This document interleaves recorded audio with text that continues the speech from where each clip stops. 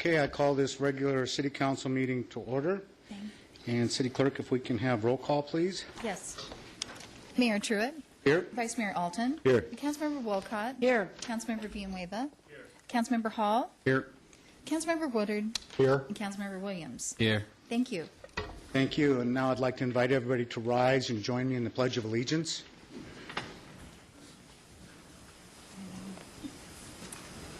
I pledge allegiance to the flag of the United States of America and to the republic for which it stands, one nation, under God, indivisible, with liberty and justice for all.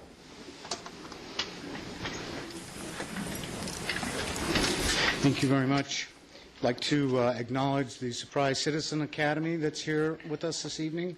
Welcome, folks. I had the pleasure of speaking with you a couple nights ago, and we really appreciate it. The entire council appreciates it when our residents take time to learn about their city, and you're certainly taking your time to be educated on what happens here in Surprise. So thank you very much, and once again, welcome. We'll move to the current events, and Mr. Williams, we'll start with you. Okay. Thank you, Mayor. I, too, would like to welcome Surprise HOA Academy, or Citizens Academy, sorry, not the HOA. I was a graduate, and I credit everything good and bad to Ruby, so blame her if I make any bad decisions. But I want to welcome everybody here. It's a great opportunity. It was a great opportunity for me to learn more about what goes on in the city, and welcome. A couple things that I went to. The mayor had me go over to West Valley Arts Council open house to welcome them into Heritage Park and Marley Park. Great partnership. We lost a little bit of our identity when we West Valley Art Museum, Heard Museum, and the West Valley Arts Council is now located in Heritage Park in Marley Park. It's a great partnership. It's a great opportunity. So with all the challenges that our economy presents, it also presents a lot of great opportunities, and that was an example of one of them. And I welcomed them last Friday. For folks for a lot of questions that have come up in random HOA meetings, if you need to call in for anything, if it's a police non-emergency situation, the number to call is 222-4000. Real easy to remember. If you can't remember it, I think police has these little magnets. Maybe you go over to the police department, ask for it, put it on your refrigerator. If there's something going on that you need to report in your community, Neighborhood Watch, they go through this training if you're a Neighborhood Watch representative, and call that number. The other number, if it's a code enforcement issue, is 222-CARE, C-A-R-E. And code enforcement will respond, and they get a little overwhelmed from time to time, especially after all this rain, the weeds start popping up. But they will respond, and we've got a great code enforcement and community development department that take care of those issues. Speaking of weeds, on April 10th, the citywide community cleanup will take place. I'll be sending out an email blast to everybody that's on that list, giving you, updating you on when we'll have our first kind of organizational meeting to plan for that event. Again, that's a partnership. That's a partnership with management companies, HOAs, and it's a partnership with the city to kind of clean up some of those foreclosed homes.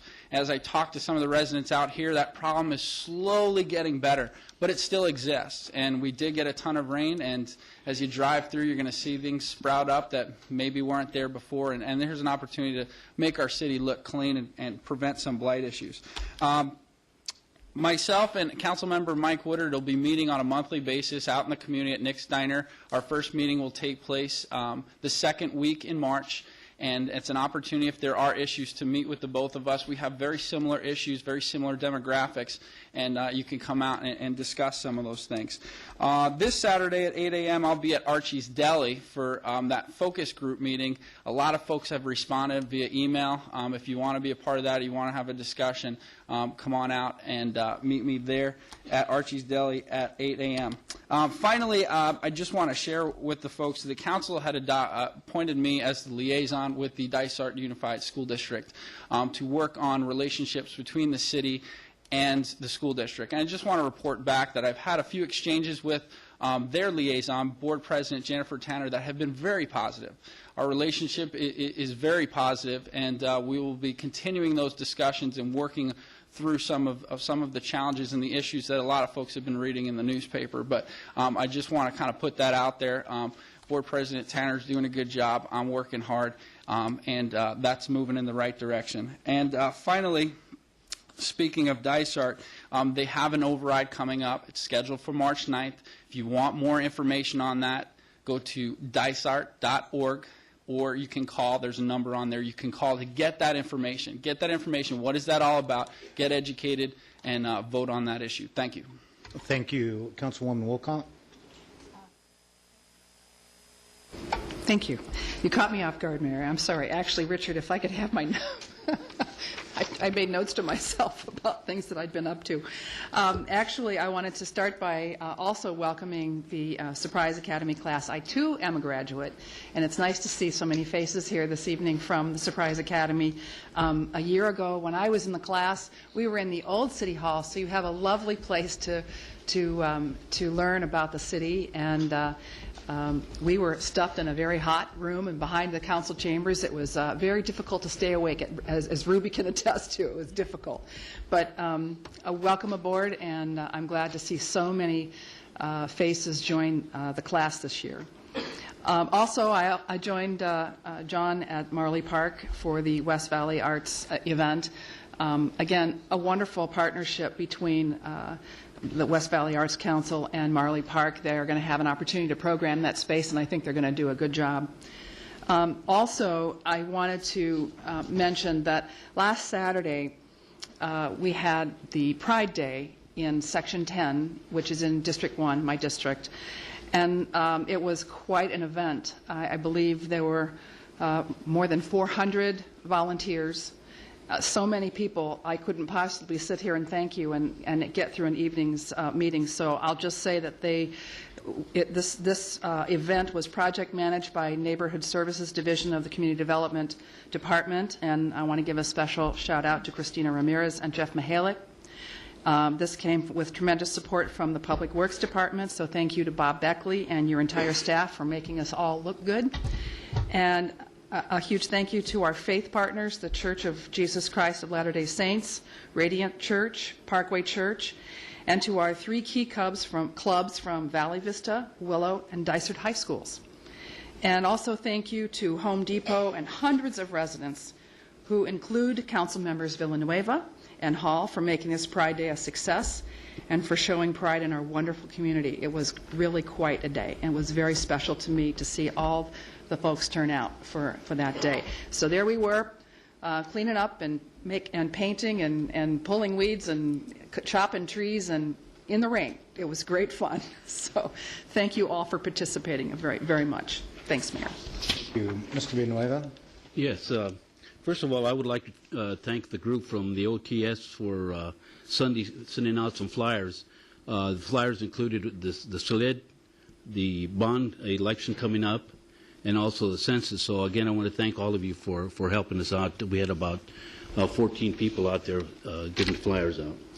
And also, as Sharon mentioned, Saturday I was over at the Section 10, what we call Section 10, for part of the cleanup, and the biggest challenge was the rain. And but everybody was worked hard, whenever they could. So again, thank the departments for helping with that issue.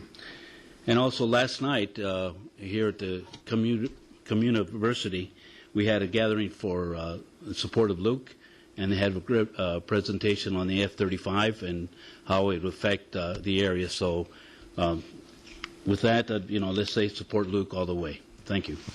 Thank you. Vice Mayor Alton? Thank you, Mayor. I had an opportunity to meet with the director of the Sin City Grand Governmental Affairs. It's an opportunity to go over what's going on with the city as well as what her agenda was. It was a very good meeting. Look forward to that on a continuing basis. Had an opportunity to go to Park Place Condo Association Tuesday night for coffee, and we discussed a lot of different things.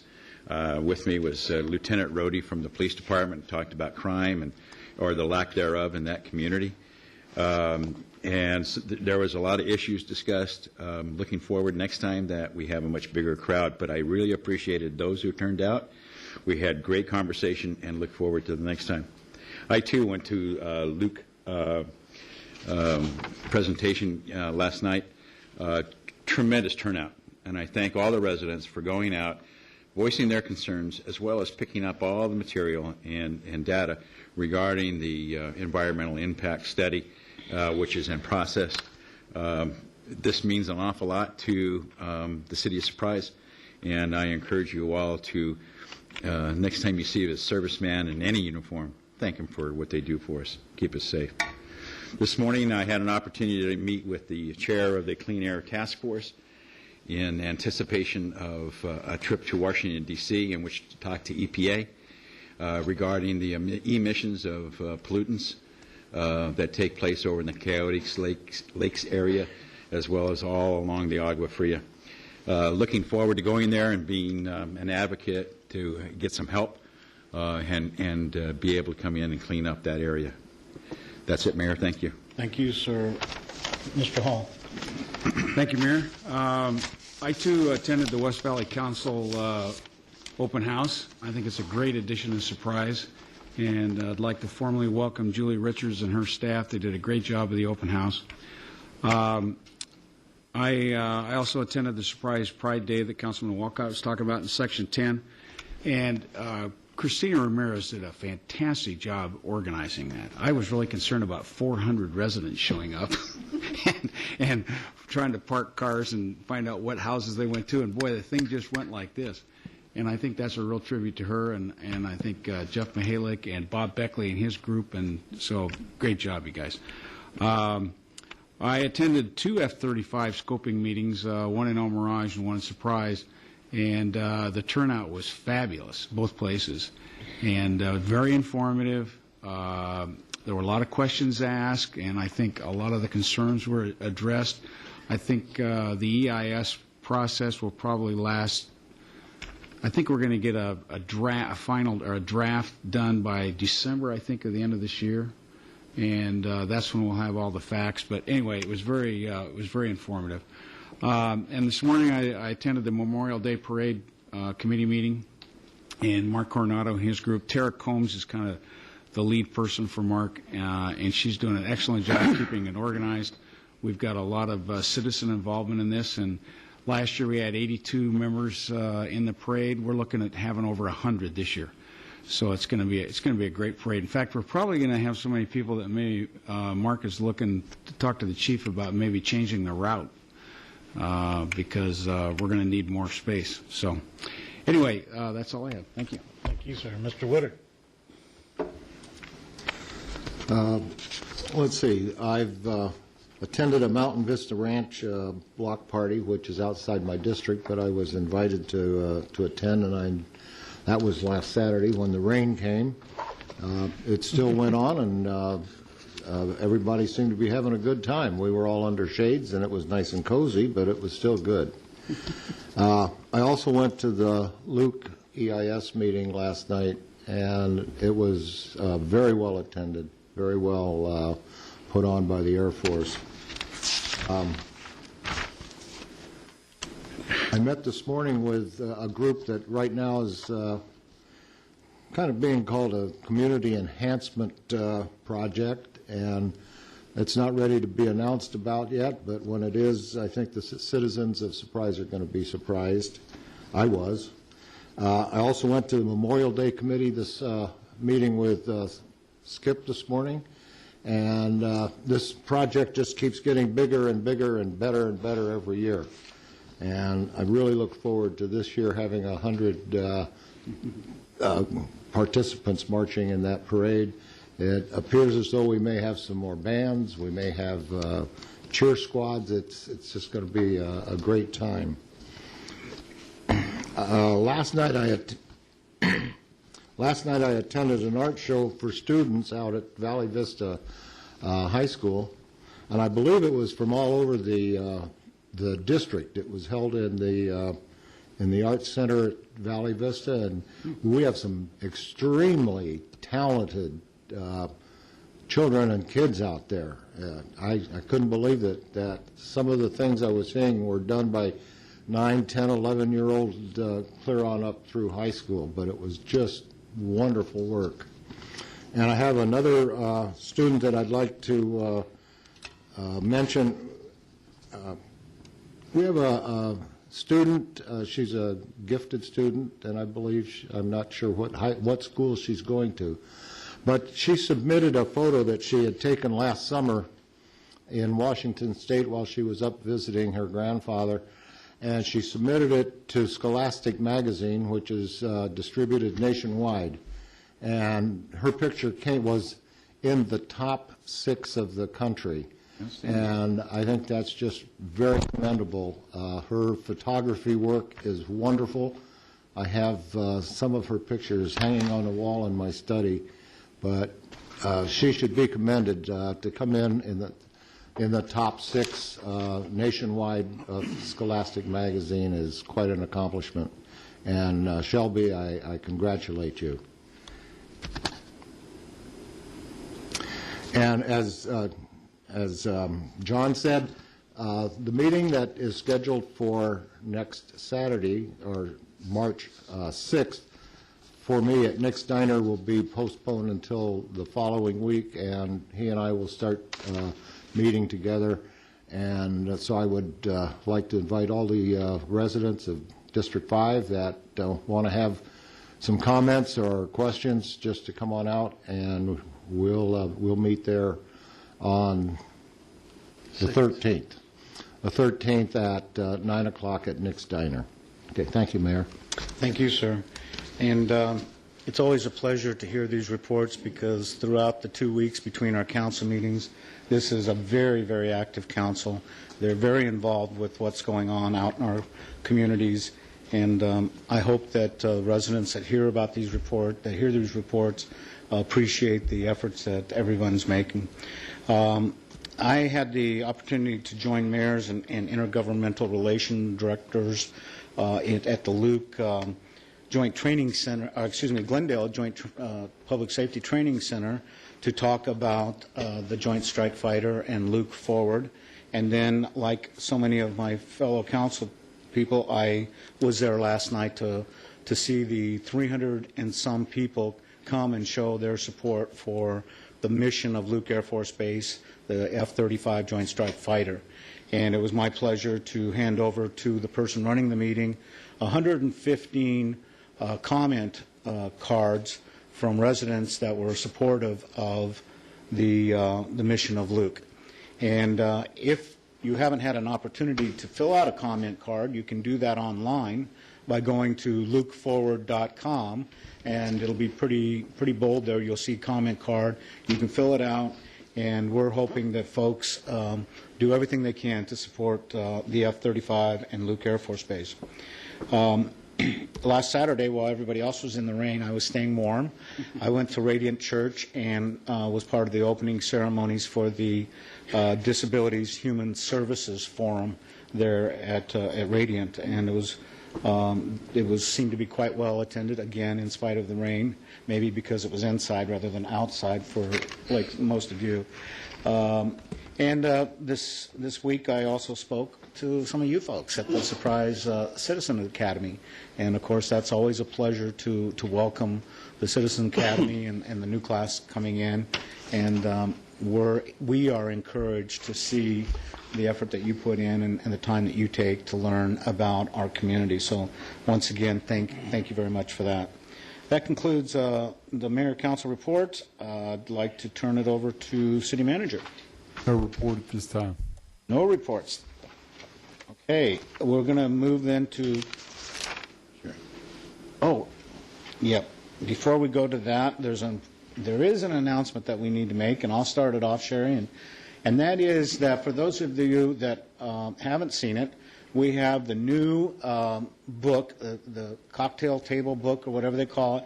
It's about the 50th anniversary of our city, and it starts out with the prehistoric Indians, and it takes you through the centuries, the decades, and it's very well illustrated, and there's lots of great stories.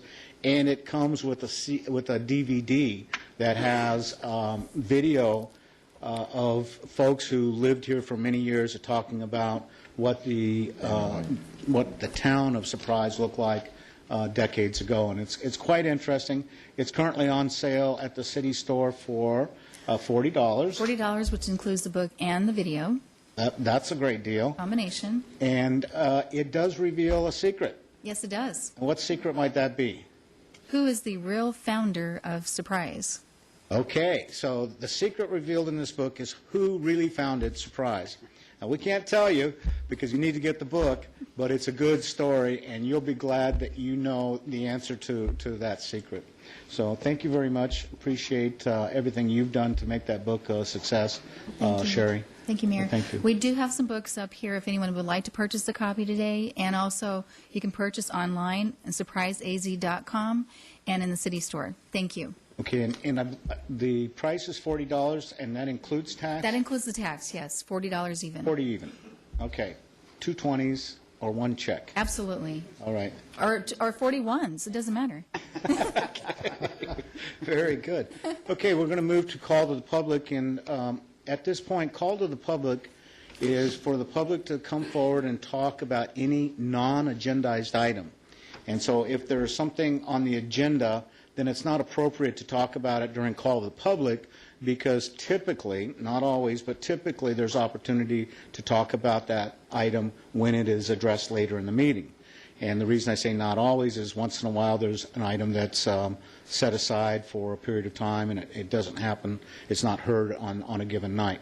But there's always opportunity to speak, and this council always is very open to speakers coming forward and giving us their thoughts on any given issue. So do we have anybody there for call to the public? I know that I talked to a couple gentlemen who are not going to be speaking. Is there any additional? We have Melissa Sweeney. She marked call to the public, but it says an IGA, so I'm not really sure. Right. The IGA, Intergovernmental Agreement with DICER, which I believe is item number 18, is that 18? That is an item that can be spoken on when we get to that item, but not during the call to the public time period. Okay? Great. Anybody else? No, Mayor. No others.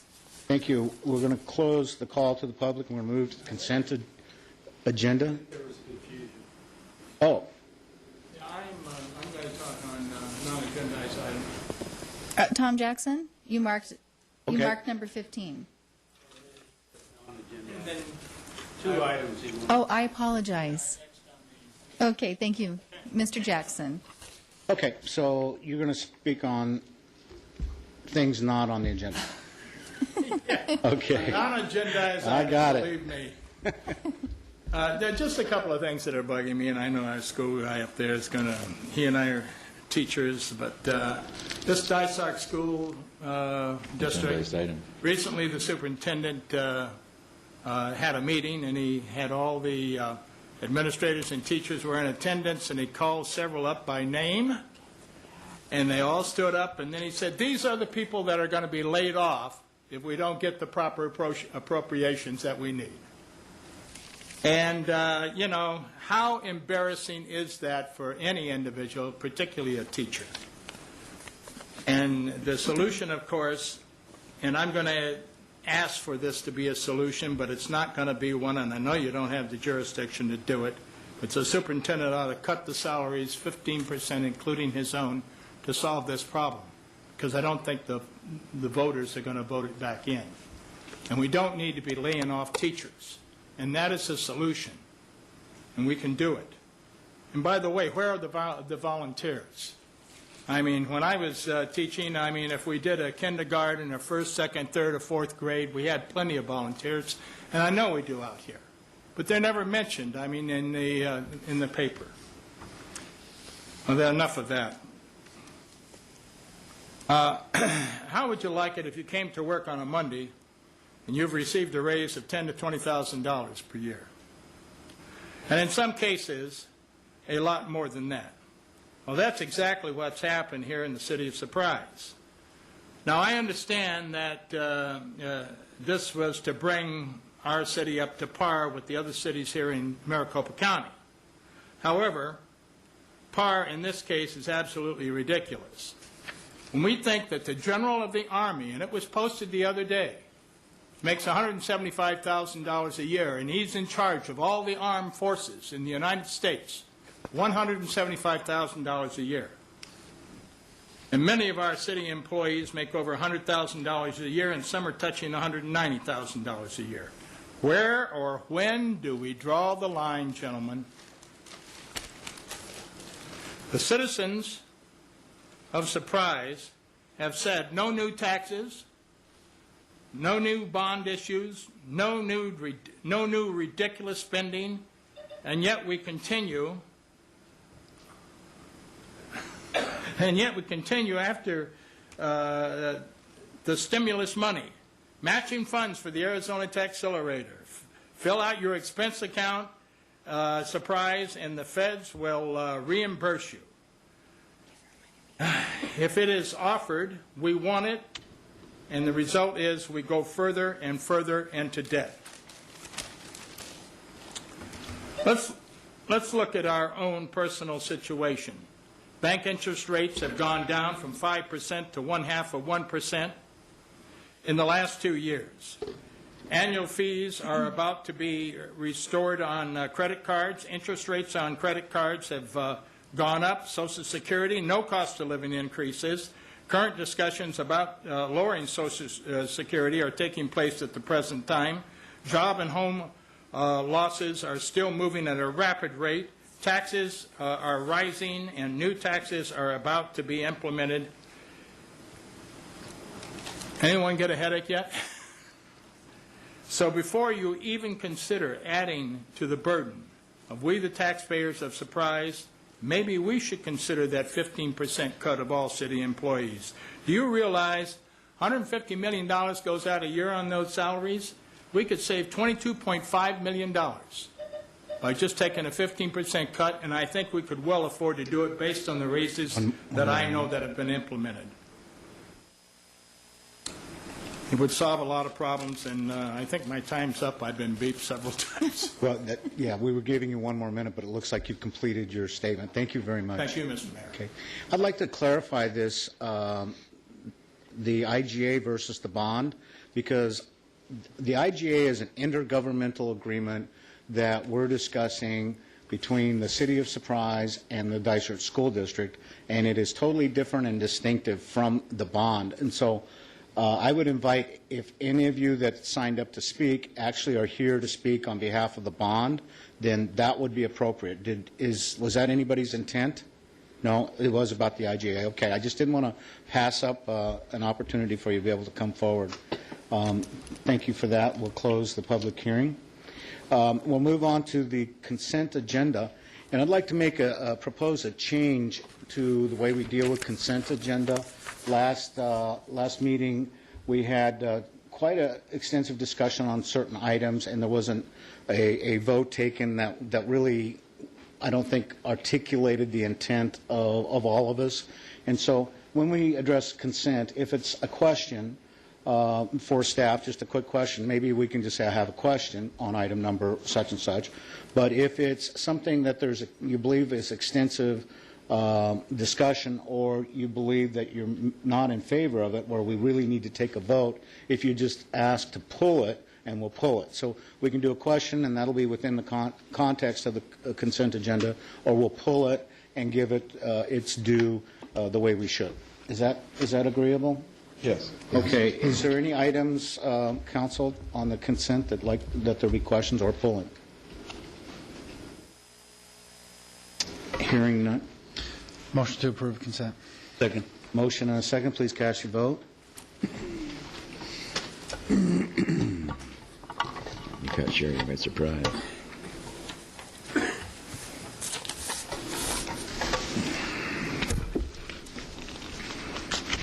We just need Councilmember Woodard. Thank you. Work on him. That's a unanimous vote, Mayor. Okay, thank you very much. When you're ready, we'll move to reading item number 13. Okay, thank you. That is consideration and action on resolution number 2010-22, a pass-through grant from the City of Phoenix for replacement of 2 dial-a-ride vans in an amount not to exceed $166,106, federal reimbursement share $132,885, and local match of $33,221. Good evening, Mayor, Council. We have before you tonight for your consideration and approval pass-through acceptance of a pass-through grant for the dial ride vans in the amount of $166,106 with a local match of $33,221. This would be for a potential replacement of one of our vans within the next 30 months. Now, this is a grant that we have done in the past, and it's not binding the city to two vans, yes, 2 vans. It's not binding the city to take it, and we'll be evaluating our needs and whether or not this is appropriate over that point in time. If we choose not to, the money then is dispersed to other dial-a-ride customers across the valley. That concludes my presentation. Thank you. Council, any questions? Yes. Mr. Villanueva? Bob, how often do you replace the dollar ride or the vans, your equipment? A mileage, year, or how do you base that on? Typically between 7 and 10 years. Could be sooner, but typically that's the range. Mileage ranges would be in excess of 120,000 miles. Thank you. Thank you. Anything else? May I have an action, please? I move to approve Resolution 2010-22. Second. Motion and a second. All in favor, please cast your vote.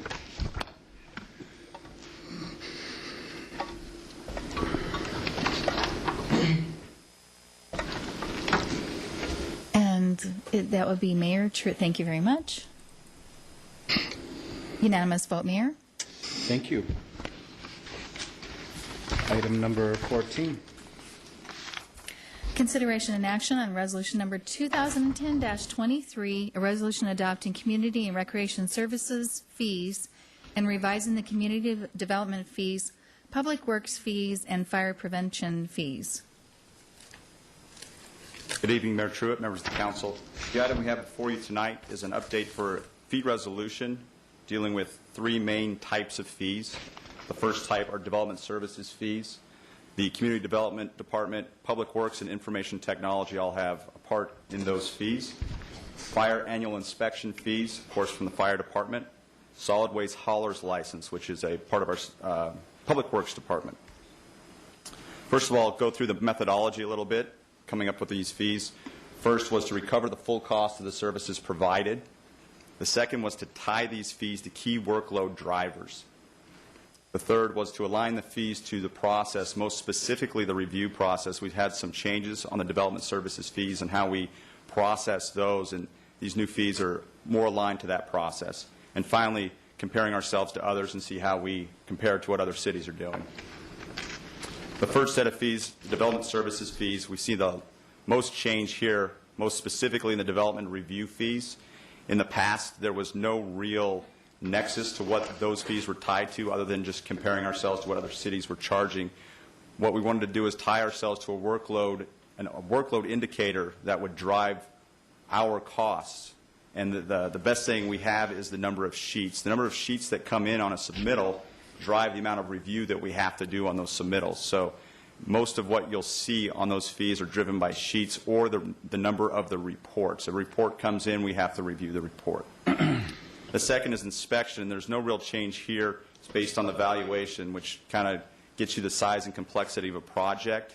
The fee actually for the inspection you'll see is going down a little bit, more having to do with a change in our valuation structure than it does with the fee itself.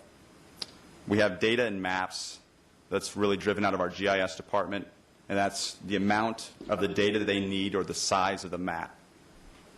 It's estimated that an additional $85,400 will be generated with these changes in the fees based on the submittal mix that we received in fiscal year 2009. We have some comparisons here to other cities, specifically with the development review fees. What we have here first is a rezone with a planned unit development overlay, an 8-acre item. Our current fees, we would impose a fee of $3,200. That would be going to $4,000. Comparing ourselves to others, you see Goodyear and Phoenix are the cities that have revised their fees most recently. Phoenix back in January, and I believe that Goodyear's will be going in place in March. Here we have a commercial conditional use permit. This is also going up by about $500, but compared to other cities, it's actually quite low. Again, driven by the number of sheets that we get on a commercial conditional use permit, the actual work that is associated with that is lower than what is being charged by other cities, at least based on our methodology. Here what you see is a commercial amended site plan. This kind of shows you the other end of the spectrum. This is not a typical commercial amended site plan. We actually received 33 sheets on this. It's not typical that we'd receive that many sheets.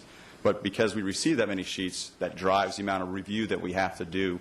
Part of what we need to do in the future when we change these fees is that we need to educate the developers that give us what we need. Don't try to drown us in paperwork, because we have to go through that paperwork, and that's going to drive your fee up. So this will help to incentivize them to give us concise submittals. So, excuse me. Through you, Chair. So how many sheets does the 17,835 represent? It's actually 33 sheets, and I believe about 5 reports. And it's also the type of sheet varies a little bit. I believe one of the key drivers here was the number of landscape sheets. I think it was 17 landscape sheets in this example that they gave us, and that is not typical to what we would see. Also, there was 13 actual site plan sheets to this item, and that's also a lot more than we would typically see. Then my question is why are you using an untypical scenario in order to show us fees? How about more something like what is typical, and how do we stack up with the rest of the cities that are? The intention on showing this was to show you how, because we've changed our driver, how that would change our fees. We have some other examples that we're going through that are a little bit more typical, but I just wanted to show you this so you wouldn't be surprised if you heard somebody had a $17,000 fee out there. Okay, thank you. Through the chair. Jared, is this fee driven by sheets? Is that what I'm hearing you say? They submit 33 sheets, so it's really sheet driven. That's correct. Sheets and reports are the things that drive this the most, but sheets are the main driver. Okay. Thank you. Our next example is a residential preliminary plat. You see the fee is actually going to go down for this. In the past, no tie to the number of sheets that we were getting, the amount of work we were doing. Now that we're tying it to the number of sheets, it's actually going to go down in this instance. This is more typical for something this size, a residential preliminary plat, 100 lots, 30 acres. The next one is actually the final plat, where we generally see more sheets in the submittal, more work that we have to do. This one's actually increasing. The scale of this one's a little bit larger. You see it's 97 acres, 227 lots, about twice as large on the lots, 3 times on the acres. So while we are going to not receive as much revenue on the preliminary plats, where we're not doing as much work as we are on the final plats, we see the revenue coming in when we're doing the work. Next up, we have the annual fire inspection fees, and this is driven by the size of the building. There's actually a state requirement that all residential care facilities are inspected annually. We have 122 of those facilities in the city. It's expected that we generate an additional $3,000 annually. Here's a comparison of our fees to other fees in the area based on a 5,000 square foot residential care facility. Our current's about $75. It is $75, and the proposed would take it up to $100. Again, driven on the square footage. Previously, we had it based on the hour. We also had it so that if we had to come back for a third inspection, we would start to charge you punitively. We would charge you $150 an hour rather than $75. By charging it based on the square footage, it's more tied to our costs in this case. So, and compared to other cities, we're right in the range. Glendale has a pretty high hourly rate that they charge. Some of these other cities, Peoria, for instance, I believe charges a per bed rate as well. So we can't really do an apples-to-apples comparison, but for consistency's sake, I tried to add that in there as well. Finally, we have the solid waste haulers license. This is an attempt to compensate for some of the wear that is put on our streets, so we base this on the number of vehicles for the hauler. This was actually included as part of the current budget. When we went through the budget retreat last year, we discussed this. The actual licensing was approved by the mayor and council in June of 2009. This resolution will put the fee in place so we can begin charging that. That'll generate about $54,000 annually. Through your chair, how do we know if a hauler has a license? Good question. There is a company that continually uses our Grand and Bell avenues, and it's called Auto Industries. Can you explain to me what they do? They bring in garbage in or garbage out? This fee is directed for businesses working in the city of Surprise. Companies passing through Surprise are not impacted. So we require a business license for any hauler, and that's the way we know who's got a license and who doesn't. We know pretty well who's operating in the city of Surprise, and we will contact those if they fail to get a license. This auto transport, are you familiar with them? Yes, and I don't believe they have business. It would be front-end service or residential customers. Okay, is there a way? I mean, they come in with these massive trailers, and they're full going one way, and I don't know if they're full going the other way. I think the trailers, yes, they're bringing waste in from other communities to the landfill, and they would not be impacted with this. But they are doing business in the city of Surprise? They are not. They're just passing through. Until such time as if we annex that area? No, even if that's the case, they're collecting, and they either are collecting refuse with front-end service for commercial sites, or they're collecting residential accounts. The fact that they deposit the landfill into the landfill doesn't make them doing business in the city. That's how the ordinance is written. Could you possibly, going further and through Randy, if there's a way that you can not monitor, but there's an excessive amount of those trucks, and if they're using our streets, is there any way that we can recoup any maintenance fee? Not that I'm aware. Mr. Bailey and I just had a brief conference. We can look at it. I believe that once the landfill's annexed into the city, some additional opportunities may exist. However, I would note, as it relates to any vehicles that are traveling through, passing in the city, but don't have an office or a point where they drop in the city, I believe that we lack legal authority to be able to do anything with them under interstate commerce.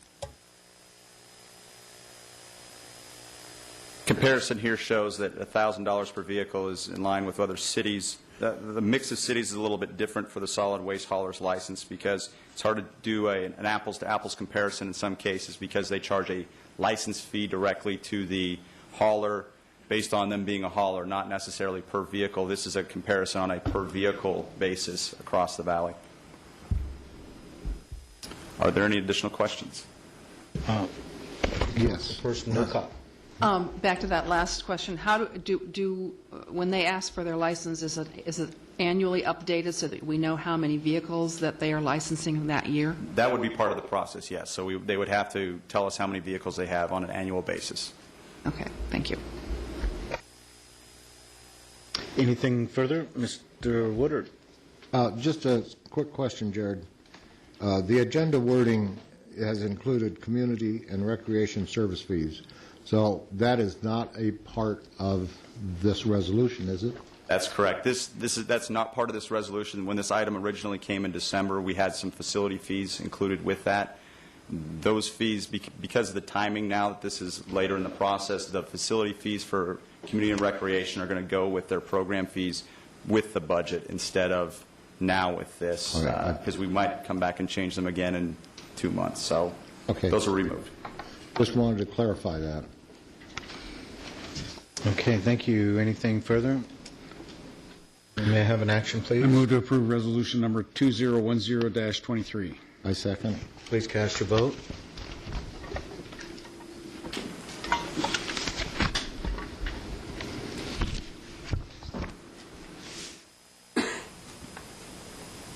Thank you. Unanimous vote, Mayor. Thank you very much. Item number 15. Reconsideration and possible action regarding council decision on street light improvement district SLID from July 23, 2009, council meeting. Mayor, Council, tonight, I understand this is a reconsideration of a prior action. What I'm prepared to do, if you so choose, is to just spend about 5 minutes to go through how we got here and where we're at today, if that would be beneficial. And Nick Messia will also be here to answer any specific questions, either now or during your discussion. In about approximately 2 years ago, year and a half to 2 years ago, the city became aware that there were a number of streetlights that were paid for by the city that, according to our ordinance and according to our policies, were incorrectly charged. The city was paying for, our ordinance or our requirements were that any major or minor arterial, if there's street lights along those are the city responsibilities. Major roads would be Bell, Reams, for example, and minor roads would be a road like Greenway. A road that would not qualify would be Parkview, south of Bell. That is deemed a collector classification according to our transportation plan, and that would be typically throughout the city paid for by the abutting subdivision. So as we looked at where we stood, we saw a number of locations. We had over 14 areas in the city. Small, some could be small, no more than 5 lights, to some larger areas, a couple, one being over 350 lights. Of those 14 areas, those were areas that were out of our policy in accordance to what I just described. In addition to that, through this process, APS, and we were working out, really trying to reconcile our billing between APS and the city to make sure they were billing us properly.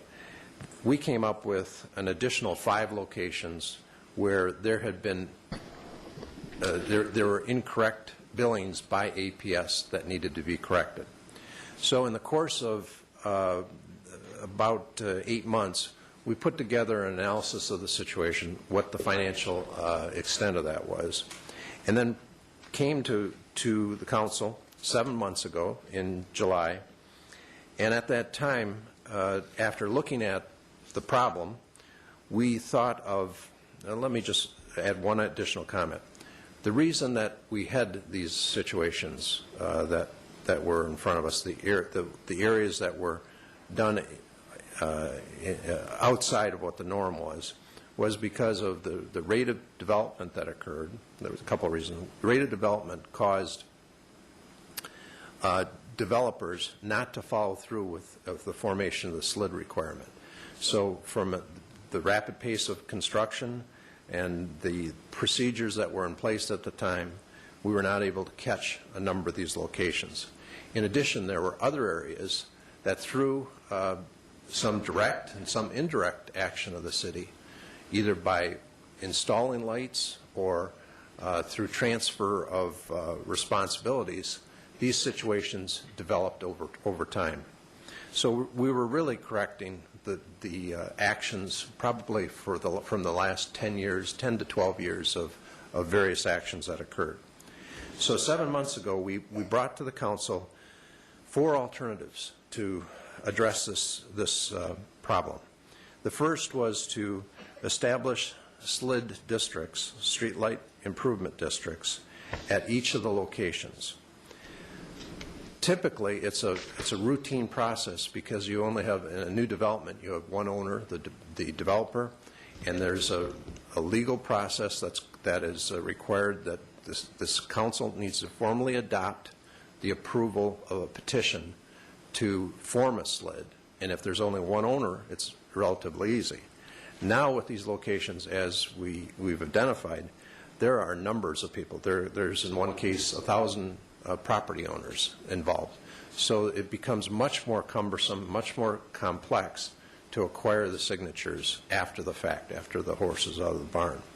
So at this point, we suggested that we would begin this process, and it would take a lengthy period to inform the residents or commercial areas, and we set a timetable. We said by October 30th, give the commercial locations until that time, 2009, to submit the necessary signatures, which is 1 plus 50% of the total number of property owners, that would submit a petition to the city that would request the formation of the SLID. That allows the council then to go through the public hearing process to legally form a SLID. And in the event of residential locations, those were set up that we would begin the process slightly after that time, and they would have until June 30th, 2010 to supply the necessary signatures.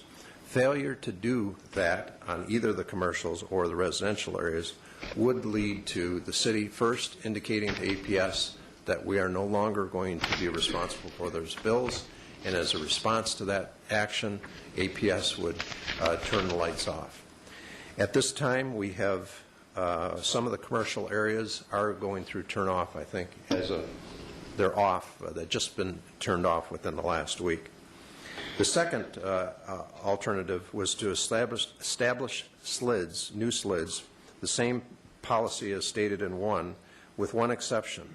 The original town site would be exempted as a result of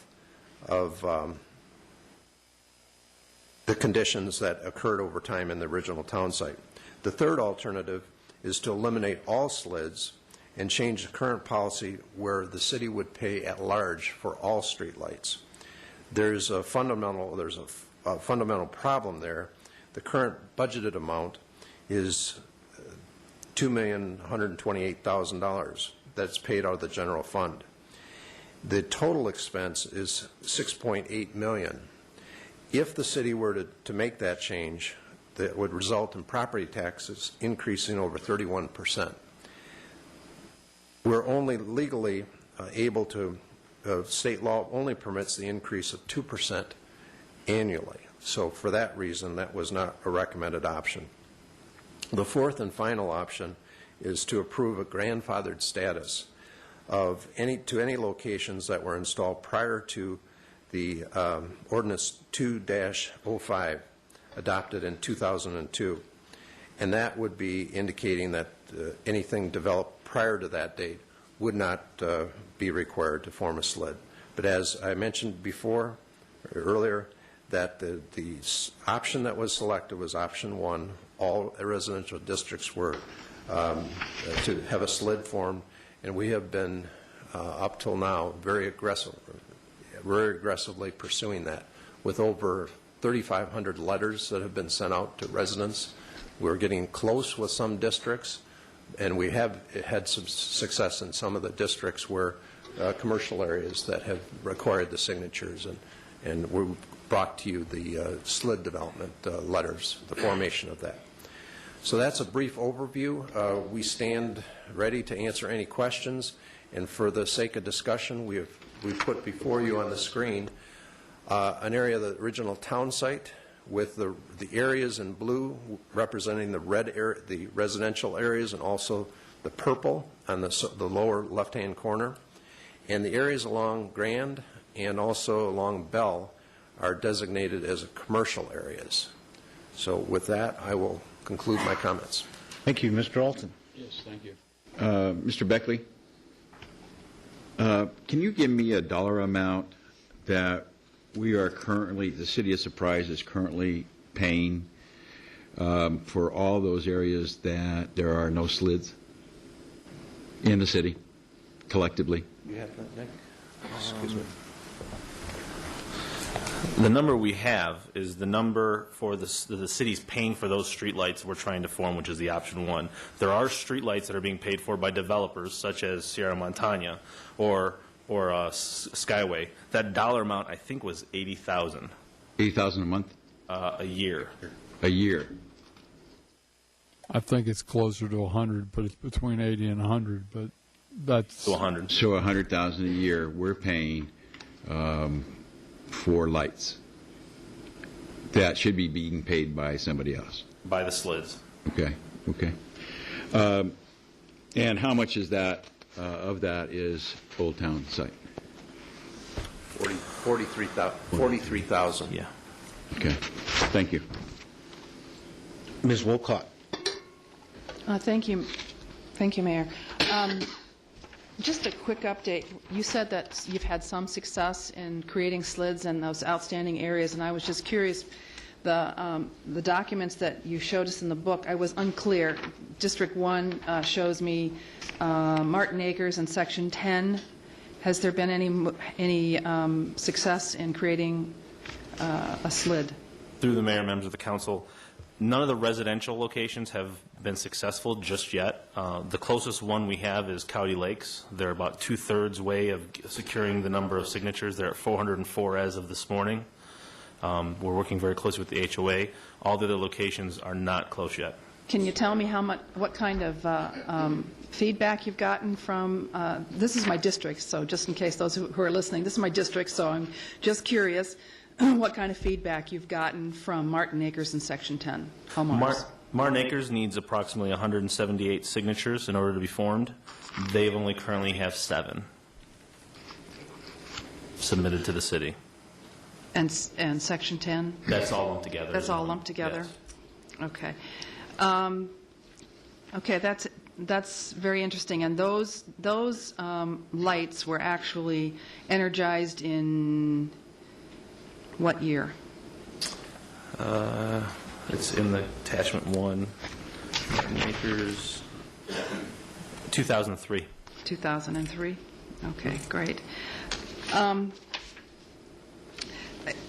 Because I'm new, and because last year I was watching this debate on television, and I was a little bit frustrated because I didn't know what information you were using to make this decision.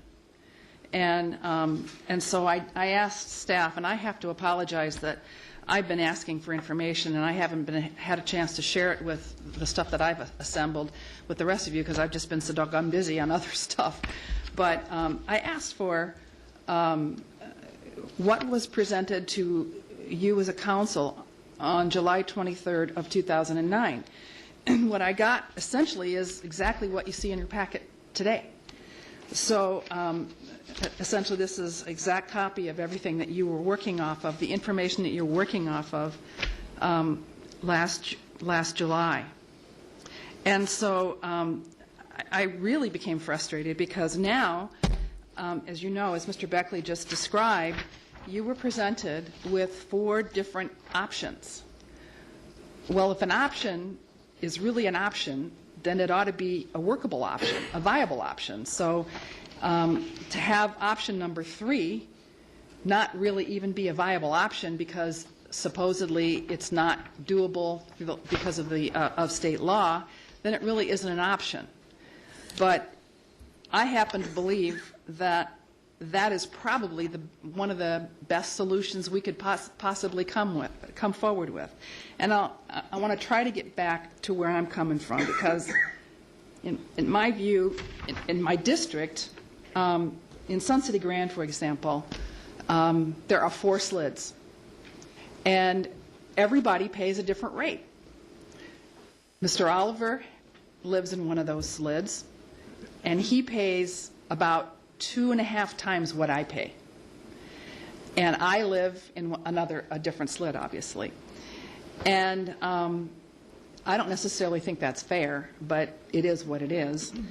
But that's why you make the big bucks, Mr. Oliver, and I don't. So, but at any rate, it's just an unfair and unbalanced distribution of the resources. And to me, a light is a light. Now, Randy, I don't know how many lights you have in front of your house, if you have one light, two lights, or whatever. I have 3, and you're paying 2.5 times what I pay. I have 3 lights that light up my house, which seems like an awful lot of lights. But, so again, to me, a light is a light, and yet someone is paying 2.5 times what I'm paying, and I don't know how many lights he has. So I get back to, again, the options that you were presented last year, and I have to say that just reading your faces, watching you from the outside, I saw an awful lot of discomfort, and I know you ended up with a split decision on this particular issue. So then I went back to the resolution that started this whole thing, which was apparently done in 1988, that was dealing with the issue of the 10% set aside. And then I became really curious about how much the 10% set aside had generated over time. So I asked staff to get me a number. And I wish I had copies for everyone, but I'm afraid I didn't have time to make a copy. But I have a kind of a it's a schedule that shows from 1988 to 2009, when you decided to stop using the 10% set aside, how much the net levy grew from 1988 to 2009, and then how much the 10% set aside yielded. And what was amazing to me was the total amount levied from 1988 to 2009 was $40,127,530.25. 10% of that was $3,377,761.27. That's a lot of money. That is a lot of money. And I can understand the thinking back in 1988. I don't know what the population was here in 1988, but since the levy amount in 1988, the total levy amount was $169,264, and the net set aside was $16,926. And of course, at the time, our city fathers had agreed that we would set aside 10%. And that was understandable, truly understandable.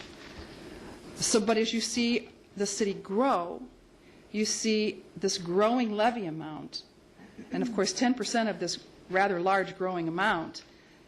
In 2008, the last time we actually had a 10% set aside, the net set aside for the 10% set aside was $638,173. That, again, is a lot of money.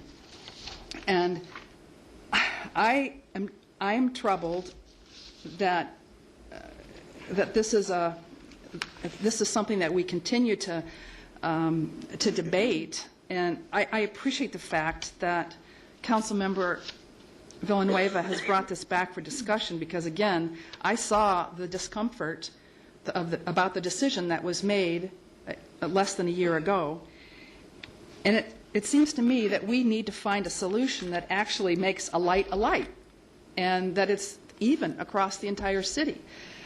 I have to admit that I've never seen anything like this before, where you have slids, the whole city divided up into slids, and it's an unfair division, and there really is a light isn't a light in the city of Surprise. It just depends upon when you came here and how much it costs to energize a light and how many people that's divided by. It's just a crazy formula, and it seems to me that what we ought to be doing is option 3, which is eliminate the slids and change the current policy so that we actually are moving the bill from the left pocket, which is the light bill, to the right pocket, which is your property tax, so that it's divided equally across the entire city. But again, the argument is that this is not legal. So I would say, well, then let's go talk to the legislature, because that seems to be the barrier. Let's talk to the legislature about how we can change this. It's not a tax increase. It's actually a shift from a fee to the tax. It's no net gain. It's just a simple shift from one to the other, and it equalizes across the city. I think that's the better solution. My personal feeling, that is the better solution. And so I don't understand why we aren't looking at that as an option and trying to find an interim solution until we can convince the legislature that this is the fair way to go. This is the fair way to treat our citizens, who are also their constituents, by the way, and find an interim solution. Now, I just recently asked staff, and they have not had I'm sure not had enough time to truly investigate the possibilities. But one of the thoughts I had about providing an interim solution is, what if we were to create a homeowners association out of the original town site, all of the residents, the homeowners, and create a homeowners association and find something like, Mark Coronado had come up with this great solution on the bathroom problem that we had, and coming up with a cell phone tower, that the OTS homeowners associations could accept that revenue from a cell phone tower. That may not be the end-all, be-all solution, but perhaps it is a solution. I know other homeowners associations are accepting revenue from cell phone towers. I know that the Sun City Grand Association is accepting it. I'm just looking for a solution here that makes us all comfortable, but what I'm looking for is a long-term solution by going to the legislature, because I really think that is where we need to go for relief. And so that's my pitch. Thank you, Mr. Villanueva. Yes. Thank you. Thank you, Sharon. I originally brought this back and requested, and I thank the council for bringing it back. We're talking about the 10%, and I don't know if you know how the 10% originated.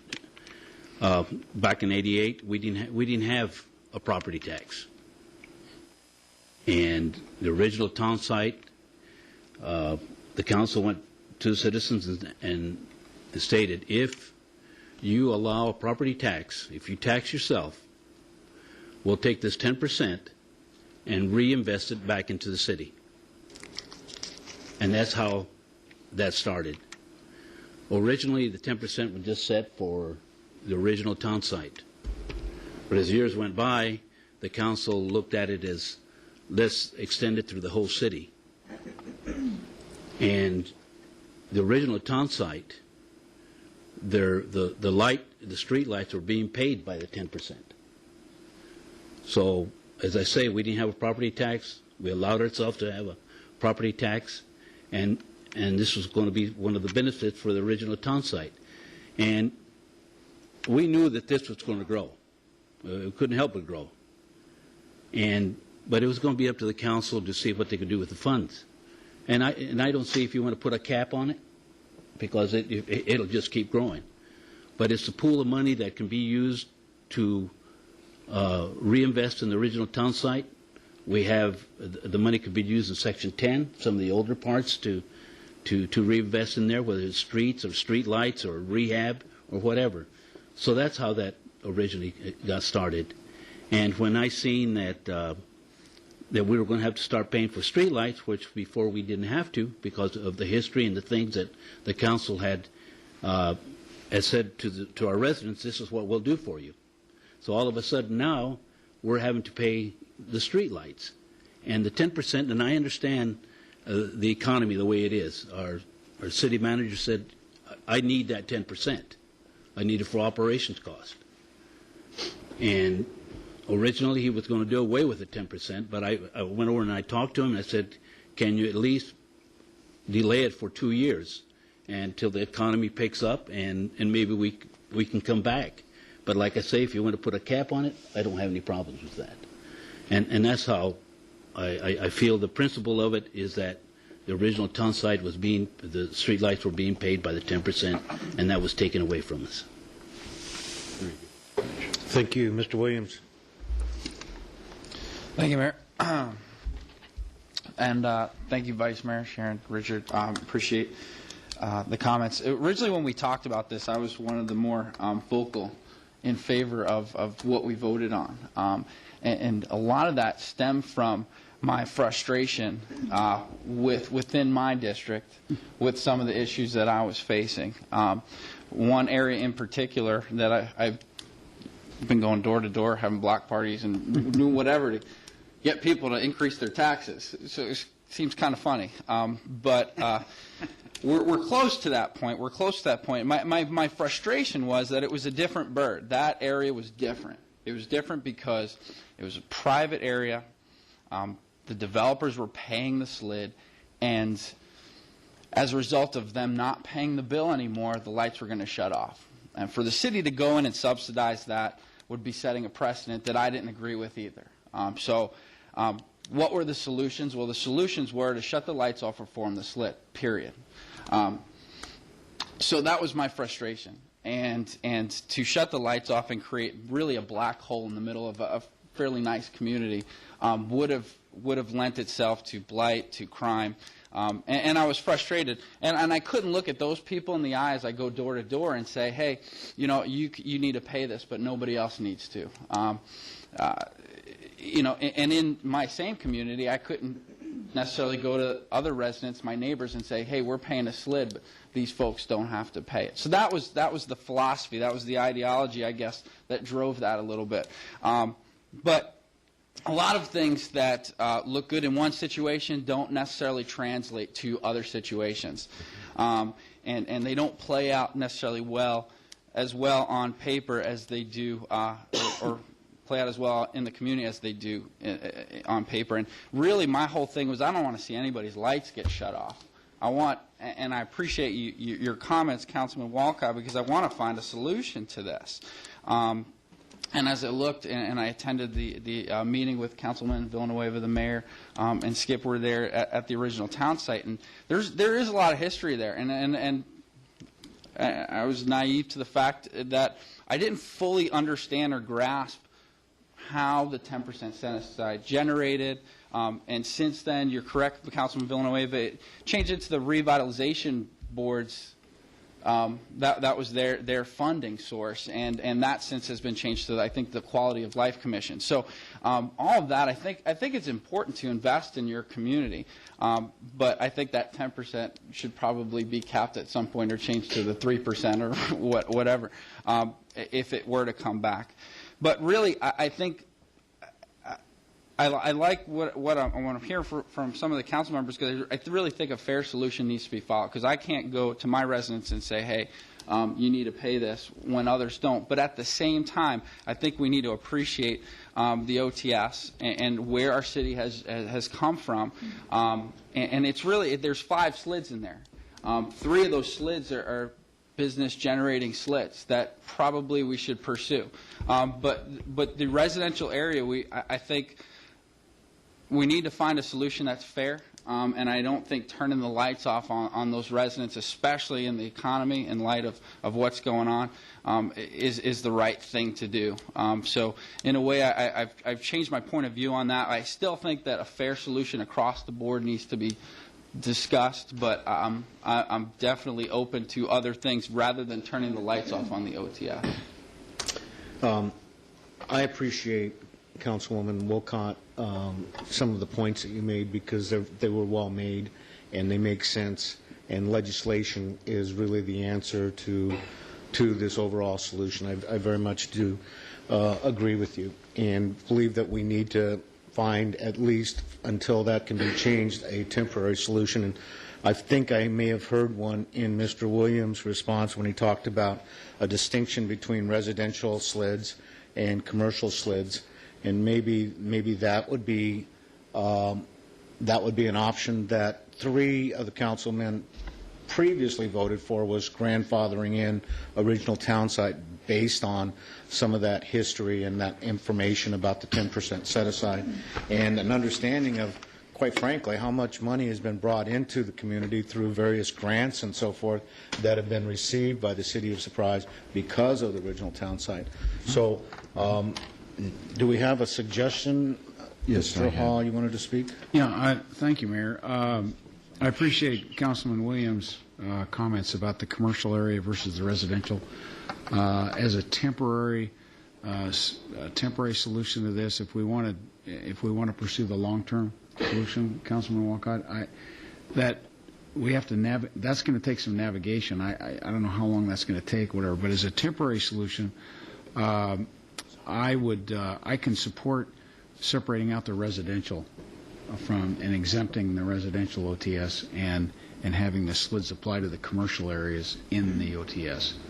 That would be that's where I'm at. Mr. Alton?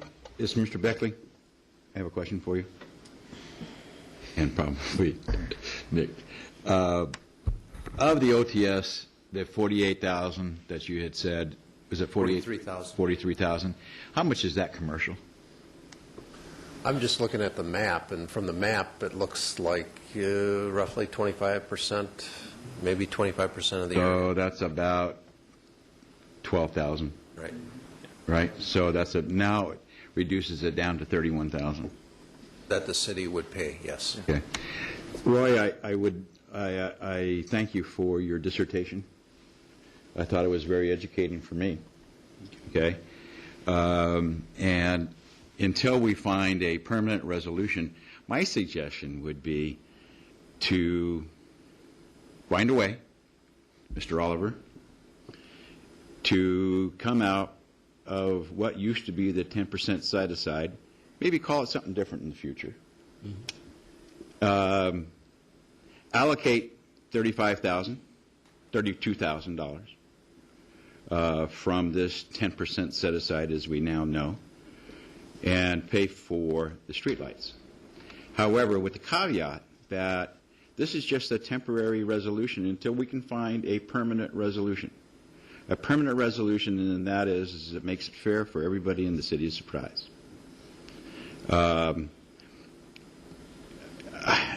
Yes, we can get over this. We can get through this. I think the HOA idea is an outstanding idea in the formation of OTS. Then there wouldn't be everybody would be under an HOA, okay?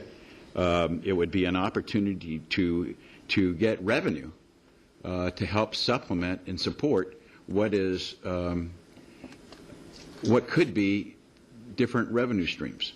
But I would consider a 3-year period until such time as we work ourselves through the legislators to come up with this possibility. But I don't think exemption,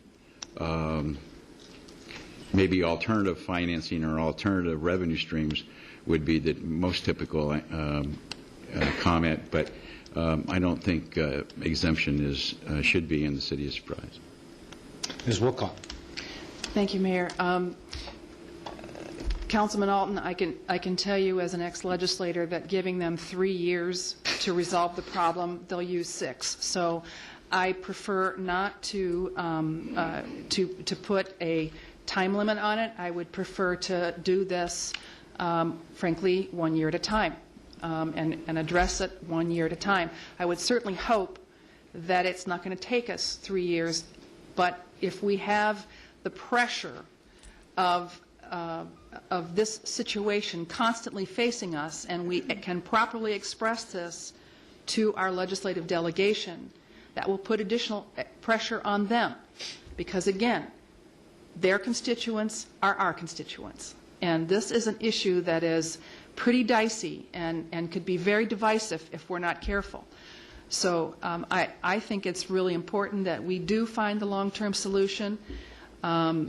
How we work out the short-term solution is going to have to be applied fairly in every situation where there's a potential for, for turning off the lights.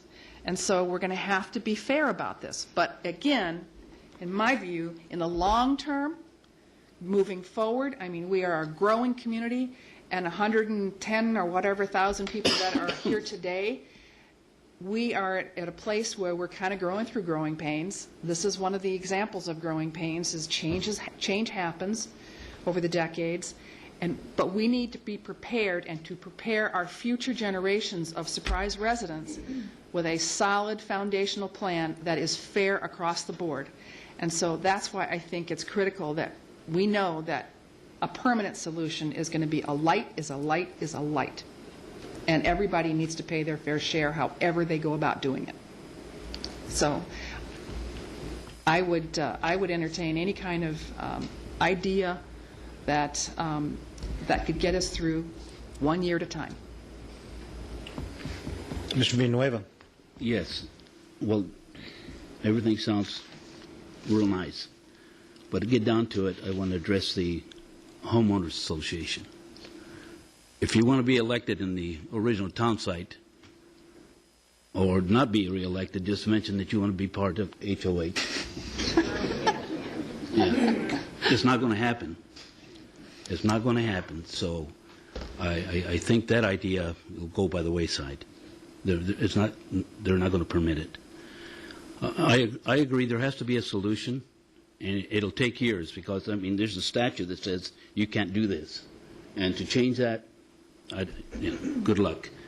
I like the solution about forming the slids in the commercial area and exempting the residential area.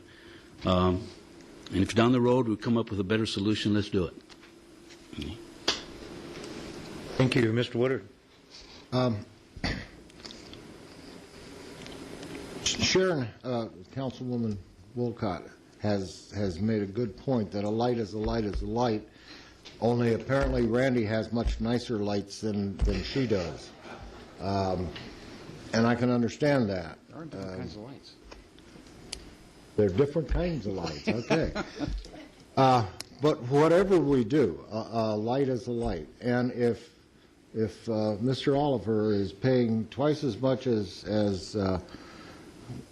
Ms. Wolcott is, there's a problem there. Going through this information that we've had, there are a number of places where a light is not a light, as far as the slids. I can appreciate Roy with the original town site. And Roy, I realize that the original town site doesn't want to have a homeowners association. There's sometimes that people don't. Sometimes people that are in a homeowners association wish they weren't. So I can appreciate that. But at the same time, they have been receiving for a number of years the 10% set aside.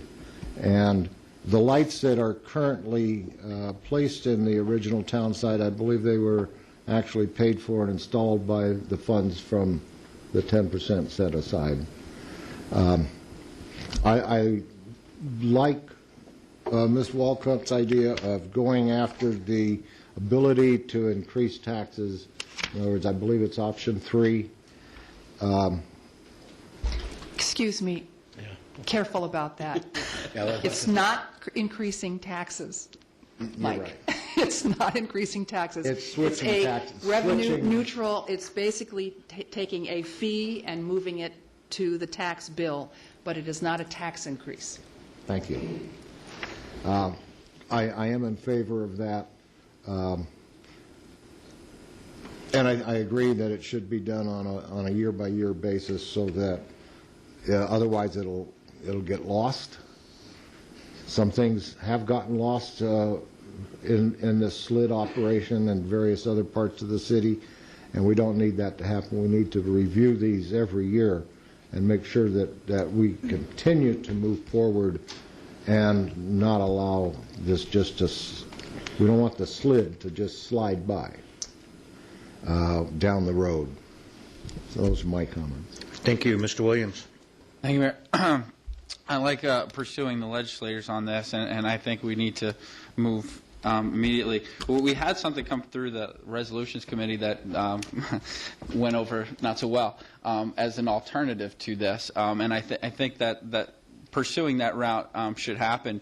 In my door knocking, I talked to a resident who was a lawyer from Texas, and he refused to sign the SLID petition for the simple fact that he thought the system out here was ridiculous in the state of Arizona. And he said, if you want to keep my lights on, go ahead and change that piece of legislation. So that always sticks in the back of my mind, and I don't know, he's probably home watching this and remembers our conversation. But with all that said, I'd like to make a motion to continue down the path that we originally voted on, with the exclusion of OTS Residential North 98 and OTS Residential South 99. In the pursuit of finding or pursuing that change in legislation, and doing it not necessarily down the road, but doing it today. We have a motion. Mr. Mayor? I'll second it. Okay, we have a motion. Second, we also have Mr. Hall, who requests to speak, and then Ms. Wilcox. Thank you, Mayor. Well, I'm with Councilman Villanueva. I think it's nice to talk about an HOA in the original town site. I don't think it's going to happen. I mean, to set up an HOA, there's some HOAs in this city that want to decertify.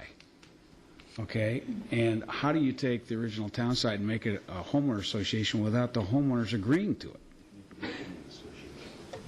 it? The city actually has no legal authority to create an HOA on behalf of residents. The residents themselves, 100% of them would have to agree to it. Yeah, okay. 100% have to agree to it. That's right. So, anyway. Ms. Wilcox. Well, then I get back to a light is a light and fair is fair, and Section 10, Martin Acres. Are their lights going to be turned out? Are they not going to be excluded? I mean, that's where I have a problem. I mean, we annexed Section 10 into the city in 1987 and 88, about the same time that the 10% set aside was put together. Were you paying there? And so it's to me, again, if we're going to be fair, we need to be making certain that we're not throwing people into the dark while we're seeking a permanent solution. So that's what I'm asking. Are we going to be just treating the original town site differently, or are we going to be treating all of our residents fairly and on an even playing field into the future? That's what I'm asking.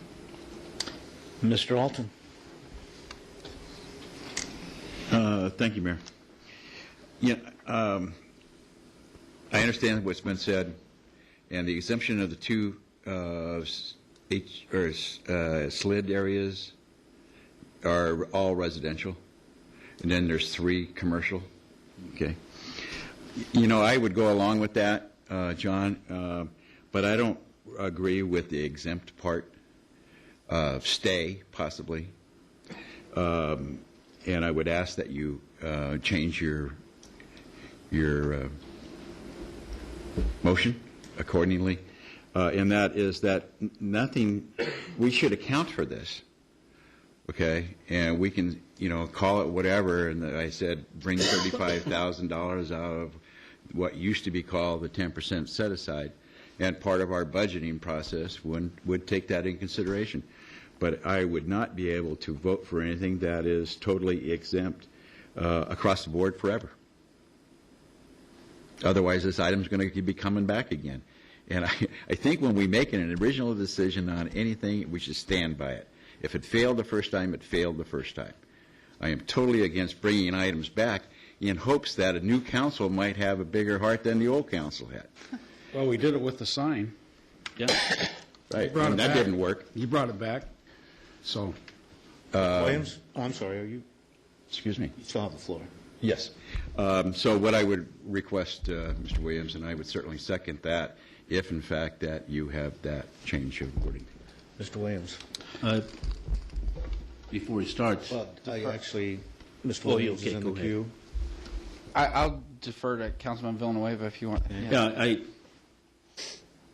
I second what John, his motion. But if John's going to change his motion, I pull my second. Right, if the motion's changed, the seconder has the option of withdrawing his second. Mr. Williams. Thank you, Mayor. We need to be fair. We need to be fair, and I understand Councilman Walcott's situation. I think and part of my motion was finding a long-term solution, and in that this is temporary. We need to actively pursue a corrective solution because this problem, to form a SLID, as Randy would put it, is erroneous when that community is in there. The reality, the stats that are out there for the OTS is that it's going to be very difficult to do that. It's going to be very hard. I would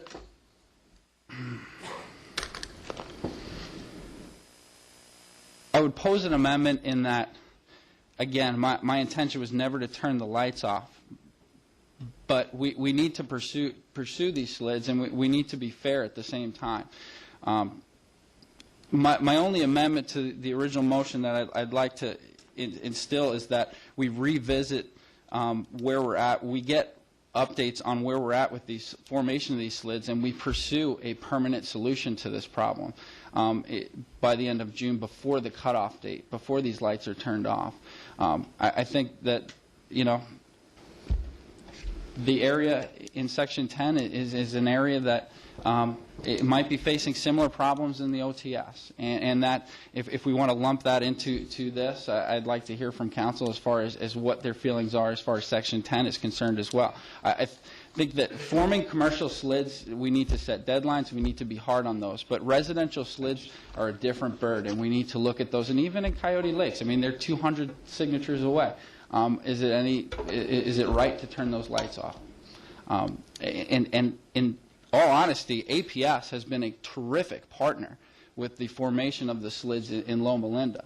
They have worked diligently with Mr. Messia and the staff, and there have been deadlines set, and they've extended those because they understand the ramifications of turning off those lights. So I'd be willing to extend that, knowing that we're pursuing the SLIDs, but we're not necessarily hard on shutting the lights off, but also understand that this is a temporary solution for some of these areas, and that we find a permanent solution. Mr. Alton. When the HOA, and it was probably silly that the HOA possibility was even mentioned. Randy, could you stick around for a minute? Could you kind of identify if there is any districts that can be formulated that might be able to receive income and pay expenses in lieu of an HOA that could be set up in OTS? Well, we only calling on you because you might know a lot here. We tried, with Councilmember Williams' help, to change the rules as it related to creating both a SLID and a service district. If you recall, that was part of our legislative agenda. In my opinion, either one of those would work. They would still have a hurdle to cross, but the hurdle would be lowered. The difficulty, however, is for whatever reason that was not receptive, because one of our concerns has been that, in light of the economy, what happens if an HOA fails? Because the city has no vehicle to be able to come in and deal with what I call HOA issues unless they are of health, safety, welfare, and that is very specific. So consequently, we were trying to advocate for this on the basis that we would be able to, in the event of a failure of an HOA, come in and provide more direct assistance, because I believe there if they fail, it's not going to be an expense problem. I think it's a revenue problem. And by creating a service district, it creates a lien. But without that change to that legislation, there's no vehicle that I'm aware of that'll do it currently. I would also note in response to what Councilmember Williams said that the legislative cutoff, and I stand to be corrected by Mr. Celaya, for this year is already passed. So there's nothing that's going to happen this year. I think, even if that cutoff hadn't arrived, I think that's unlikely. But I believe logistically it's not even possible this year. Ms. Wilcott. In legislative terms, Randy, it's never over until the fat lady sings. And there's always amendments. So I would say it's something that I'm willing to work hard on to try to at least get their attention and maybe make some incremental progress at the legislature. But in the meantime, what we need to do is find the appropriate temporary solution, because we are in search of a permanent solution. And so I actually have a question. Maybe Nick can answer me. Sorry to keep putting you on the spot, Nick. Can you tell me what the average homeowner cost in Section 10 is? I can tell you what it is for the entire city. It's $42 per parcel. For the entire city? That's the average for the city. However, in Sun City Grand, they have the two highest. Out of the four they have, there's two there. I know. I'm sorry. I know. But that's a different situation, and I'd be happy to talk to the Sun City Grand residents about why it is we're so high. but the average for, I'm sorry, I should have looked down. The average for per parcel in Section 10 would be $71 if a SLID is formed. A year. $71 a year. And what would be the average in the OTS? In the two commercial two residential, the larger one is $32 and the smaller one is $23 per year. $32 and $23 per year. Correct. The commercial locations are $49, $49, and $118 per year per parcel. It's more dense. And so, again, we're looking at OTS is concerned about the 23 and the 32? Correct. And in Section 10, we're talking about 71. 71, 2 times plus. So again, this is a fairness issue, and it doesn't just apply just to one community. We need to start thinking of ourselves as one community, the city of Surprise. And folks, I was out on Saturday, and several of you were too. Roy was, and Skip was on Saturday in Section 10. They are a part of our community, and they have been since 1988. So I'm not prepared tonight to make a decision that basically says, no, you're out in the desert, and we're turning off your lights, but we're going to treat the original town site differently because they were inside the city limits longer than you were. I object. And so I'm trying to find a fair solution that is fair, not just for Roy's district, but my district and John's district and everybody else's. And so we need to work together, and perhaps tonight is not the night to make the decision. Perhaps this was the night to air our positions and kind of feel out where we are. Maybe we need to bring this back. We need to have staff kind of examine some possible temporary solutions and bring it back to us. But honestly, folks, again, I'll go back to what I find just amazing to me is how you can make a decision as important as this, 4 different solutions with no backup materials that explain why that solution is a good one or a bad one. It was essentially 4 different paragraphs, in some cases a sentence. I think that is crazy for us to be making this level of policy making based on almost no information. So I would prefer, if we can't come up with a temporary solution tonight, that we table this and move to the next meeting and see what staff can help us come up with for a temporary solution.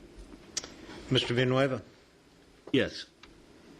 I'd like to go back to first base, why this was originally brought up. The streetlights, again, were being paid by the 10%, which is still the property tax in the original town site. The only thing that was being used to pay for the streetlights.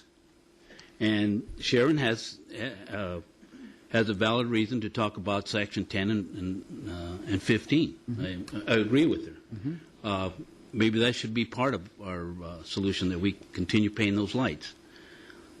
What's the liability for the city if we turn lights off? I hate to even imagine what it is. So maybe you can give us... Well, in terms of streetlights, a city is not obligated to light streets. There's no obligation for cities to light streets. However, once they do light the streets, there is a standard of care that they need to maintain. And in terms of maintaining those lights, to the extent that a city wants to turn off lights, they have the ability to do that. In terms of being a policy decision, there's protection from the statutes that provides legislative immunity. However, in terms of implementing that, liability can still arise. Therefore, to try and minimize the liability, to the extent that we turn off lights, I'd be recommending that we also pull the lights out. In particular, and I say this in particular with the original town site, one of the reasons being with the original town site is that the lights were installed by the city. This isn't a situation where the developer installed them. The city installed the lights. So to the extent that we turn the lights off in the original town site, my recommendation would be that we will need to pull the lights out. You would pull the arm, not the pole, I would note. Well, it would be prohibitively expensive to pull the pole. And how expensive would it be to even go through that exercise of removing the... We haven't made an estimate of cost. It's not even... Well, I don't even want to consider that, as an option, frankly. I want to get back to, reality is we need to agree that, number one, we're looking for a permanent solution. And number two, Well, she was still continuing. is that we are trying That's right. to find a temporary solution to get us through until we can find the permanent solution. But the permanent solution is going to mean, ultimately, that everybody is equalized. That's the key. That's the key. So if we cannot agree that everyone is equalized, then we have a bigger problem. That's my problem. Is there... Mr. Hall? Thank you, Mayor. Is there a standard as to which the interval distance between poles? Is there any standard? Or is it, Well, let me say this. This is an issue that a lot of cities wrestle with.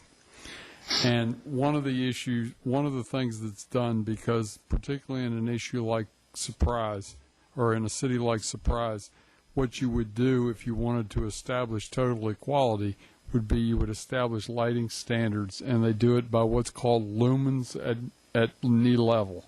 Right. And so you would establish a standard for lumens at knee level. Now, and I've not been out there, but I'm going to pick on the police chief. But in the police chief's area, for example, he doesn't have streetlights at all, and they probably don't want them. Okay, so when you do it uniformly, you have to have some areas, and we've got some other areas that have very large lots, like 5 acres. So, yeah, so, you wouldn't light to the same standard that you would there. So what communities have done have developed different standards where the lighting standard in a commercial district is different than it is in a residential area. And it typically is done on lumens. But, to go in and retrofit that is pretty tough. For one, the only way you can do it right now is you typically go in and you just add a light here or a light there if it's what I call a dark spot. But that's typically the way it's done. But there are obviously different, areas. Some get a little more light, some get a little less light. Mr. Alton? Yes, thank you. Mr. Macias. And any other staff that might be present that might have an answer to this question. Is there any other cities that have dark areas within them, residential dark areas within Maricopa, say? The most notable is Flagstaff. Okay. Because of their observations to the sky. And they have dark skies compliance, but it doesn't apply to the streets. What it mostly does is applies to the homes and their lights along their homes and their track lighting and landscaping, things along those lines. Okay. But is there any other, and they opt not to have streetlights in that area? I think Queen Creek also has some dark sky compliances, but mostly the streets are either lit or they're not lit. And if they're lit, they go off of standards. We go off of nationally accepted standards to light the streets. Okay.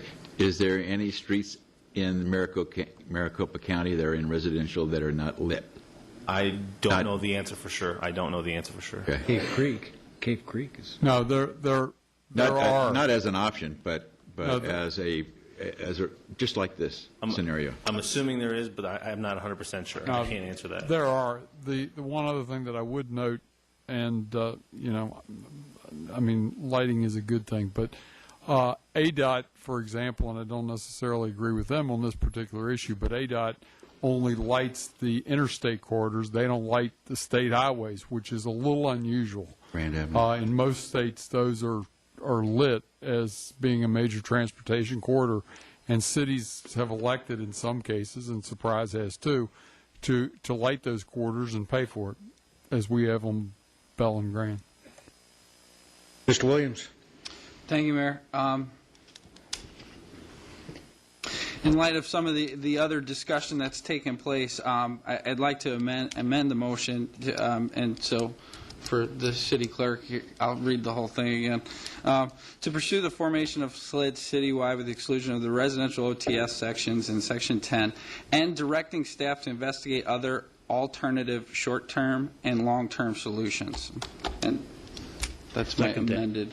We have a motion, and we have a second. Ms. Wolcott. Is your intention then to permanently exclude from now until the end of time, Section 10 and OTS?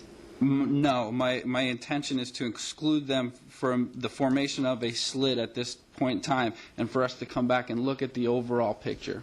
Good. Okay. Mr. Alton. Would it be possible then, Mr. Williams, is to have that part of your agenda, that your motion, and that it is not a permanent, and that it is going to be revisited each year until such time as there is a resolution? I'll read it again. I think you said that, John. To pursue the formation of SLID citywide with the temporary exclusion of the residential OTS sections and Section 10, and directing staff to investigate other alternative short-term and long-term solutions. Motion stands. Second stand. Yeah. What I'll do is I'll call for the question. No, sorry, we have a public okay. needs to speak. Okay, we will move to the public portion of this hearing. Thank you. The first person would be Francisca Montoya.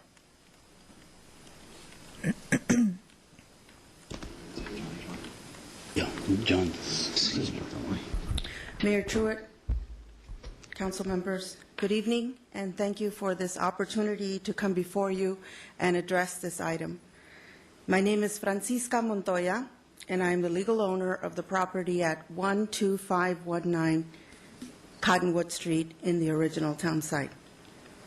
I am here today because about a month or so ago, I received a letter in the mail. I opened it, I read it, and I could not believe what I was reading. Put it down, took a deep breath, picked it up again, and read it for the second time.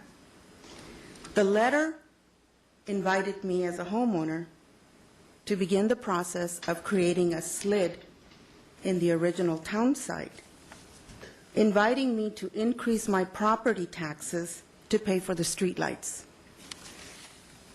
My family moved from Idaho to the original town site in 1962.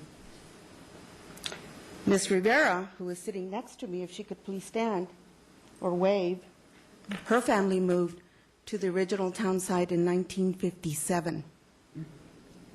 Minnie Williams, who is sitting right behind her in the red shirt, moved to the original town site in 1950. Since the city of Surprise, at the time town of Surprise, installed lights in the original town site in the early 60s, I believe it's 1964, the city has paid for the lights with the general budget funds. With the growth of the city, and we all know how much it's grown, particularly in the last 10 years, it was understood by those of us who live in the original town site that the lights would be grandfathered into the budget. I believe, as the legal owner of a property in the original town site, that it is simply wrong and unjust to ask homeowners in the original town site to increase their property taxes to pay for the streetlights. Many of the residents and homeowners are elderly. Many of them, like my mother, who is here tonight, is on fixed income. Many are low income. A lot of them have medical conditions that deplete their Medicare and Social Security benefits. Others are unemployed and unable to pay additional taxes. Some of us may think that $21 or $32, depending on if you live in South Surprise or North Surprise, is not a lot of money. But for most of us who live there, it is a lot of money. I come before you tonight to ask that you please consider the economic situation of the homeowners in the original town site and seek alternative measures to provide for paying for the streetlights. Last Sunday afternoon, this past Sunday afternoon, there were about 10 of us here. We walked door to door in the original town site, talking to homeowners. The purpose of it was to read the sentiment of the homeowners and what they thought of this property tax increase. In all, we could not find one homeowner that was in support of increasing the taxes. Therefore, I conclude my remarks by asking you to think seriously about the impact this would have on the homeowners in the original town site. Thank you very much. Next person is Johnny Montoya.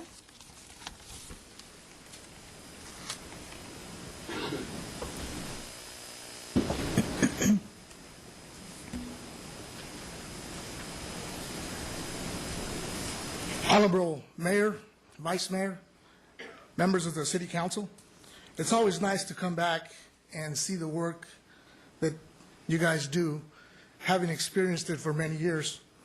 I applaud you for your time, your effort, and your dedication that many times it goes unheard of. As a lifelong resident, 46 years, I grew up in the Square Mile, and now I live in Mountain Vista Ranch. I would like to share with you from life experience and some history of Surprise. In 1991, I was elected to the Surprise City Council. At the time, the word grandfather was used plenty. When it came to zoning, code enforcement, ordinances, updating ordinances, and property rights. In the mid-90s, the city began to experience massive growth. Developers were coming through the door with their plan area developments, better known as subdivisions. The City Council, working with the developers and staff, created Surprise Lighting Improvement Districts with the intent that all new growth would pay for itself. and not putting a financial burden on the existing budget, the budget that including the existing square mile. Shortly after the City Council adopted the pro-growth with a key element, pay as you go, we have seen the great benefits from it. I believe the city completed 2009 with a zero debt from obligation, general obligation. In 1997, I moved from the square mile to Mountain Vista Ranch. When I purchased my new home, I knew that I would pay higher taxes, property taxes, HOA dues, and I knew that I was in a surprise lighting improvement district. I signed on the bottom line. My mother, which lives in the square mile, never had to sign on the bottom line. The city just evolved around her. In 2000, the residents of Surprise voted and adopted the General Plan 2020. In that plan, the square mile was found to be with lack of streetlights, and the streets were dark. And the Surprise Police Department supported that. Also, let it be known that the square mile was also found with commercial and business, that we were to attract business, we were to provide incentives, and establish sustainability.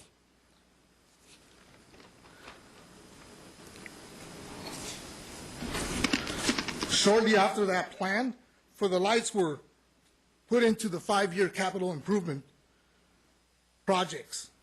And with the help of the council and staff, more lights were installed throughout the square mile. In closing, I would like to leave you with this thought. This body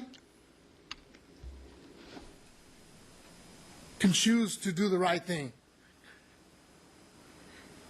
And I would hope that you guys would choose to leave the lights in the square mile, and also in the future, or I would also include Section 10 and also Section 15, because their story is a little bit different, but it falls around the same lines.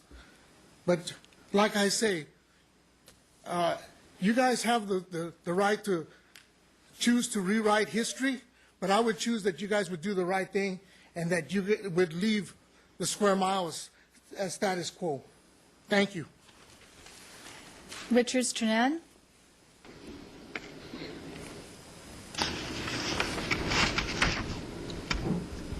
Thank you. Thank you, Council and Mayor, for giving me the opportunity to speak. There's been a lot said here, and I think there should be no voting on this issue. I think you all need to think about it. I think you need to take out the Old Town area right now. That's the 31,010 and 15 or whatever they're talking about. However, the slids that are out there that should go forward, we should keep pursuing. There is a couple conflict of interest here, I believe. Venezuela, I assume you live in that district, maybe you don't. Mayor, you live in the Coyote Lakes. The last time you two voted on this issue, and I feel that was a conflict of interest, you shouldn't have voted. Tonight, I feel, it's another conflict of interest, and you two should bow out and let the rest of them go ahead and vote on whatever you're going to do, or you should just let it set and talk about it. This whole issue can be resolved by taking out the Old Town. Let that be the way the agreement was. Everybody wants to say, we had this agreement, we had that agreement, but in truth, nobody knows what the agreement was, just like we don't. Unless we see something in a council meeting, we don't know what was agreed and what is accepted. The verbiage, just like Ms. Wilcox brought up, was very vague last year. And so it was, well, we got an agreement to let it go, and we're going to turn the lights out. I'll tell you what, you turn the lights out, and you'll get this place overrun, and you'll get those slids signed. You'll be surprised how quickly the people will show up to sign it. I agree, the Old Town, that's a whole different story at 10 and 15, but you know, Coyote Lakes, Mayor, you're in that area, and that's a shame that you live in that community and you're agreeing to something to be pushed forward, slids, and that should have been taken care of a long time ago. But thank you for your time. I think you ought to just depart with, think about it or whatever you want to do. If you want to vote, just separate those out of the original agreement and go forward with the other slids and get them done. If it's an extension you want to do, fine. But we've got to get those slids done. The other thing is we always want to talk about Glendale and compare Glendale and Peoria or the other cities, what they do. The Old Town, if they want to stay the Old Town, then that's fine with me. We'll pay those things for the lighting. The taxpayers will pay them. However, the Old Town will just stay the Old Town. We won't put anything effort into paying anything else. We'll vote it down. If they want to be the Old Town and they don't want to help grow the community and support the community like the rest of the taxpayers do, then we'll leave them the Old Town and we'll pay for those lights. Thank you very much. Jim Anderson.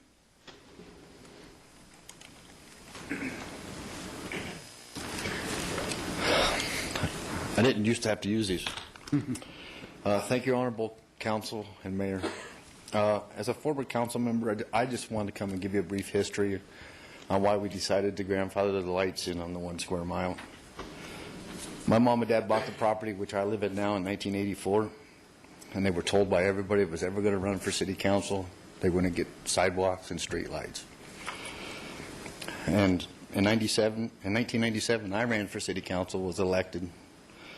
Not saying I did it, but in 1998, we did put the street lights and the sidewalks in. Took a total of maybe about a year and a half to get it done. It was a horrible mess. Council, we talked and decided that due to the fact the promises for years were that they were going to get street lights and they never got them, that we would grandfather them in as a bonus for promises kept that were, or promises that were made that were never kept. I just want you to think, if you moved into a community where there wasn't a sidewalk and a street light, and you lived that way for many years, that's kind of what we came up with. So I know most people moving to Surprise have a sidewalk and a street light. These people went many years without it. Thank you very much. Tom Jackson.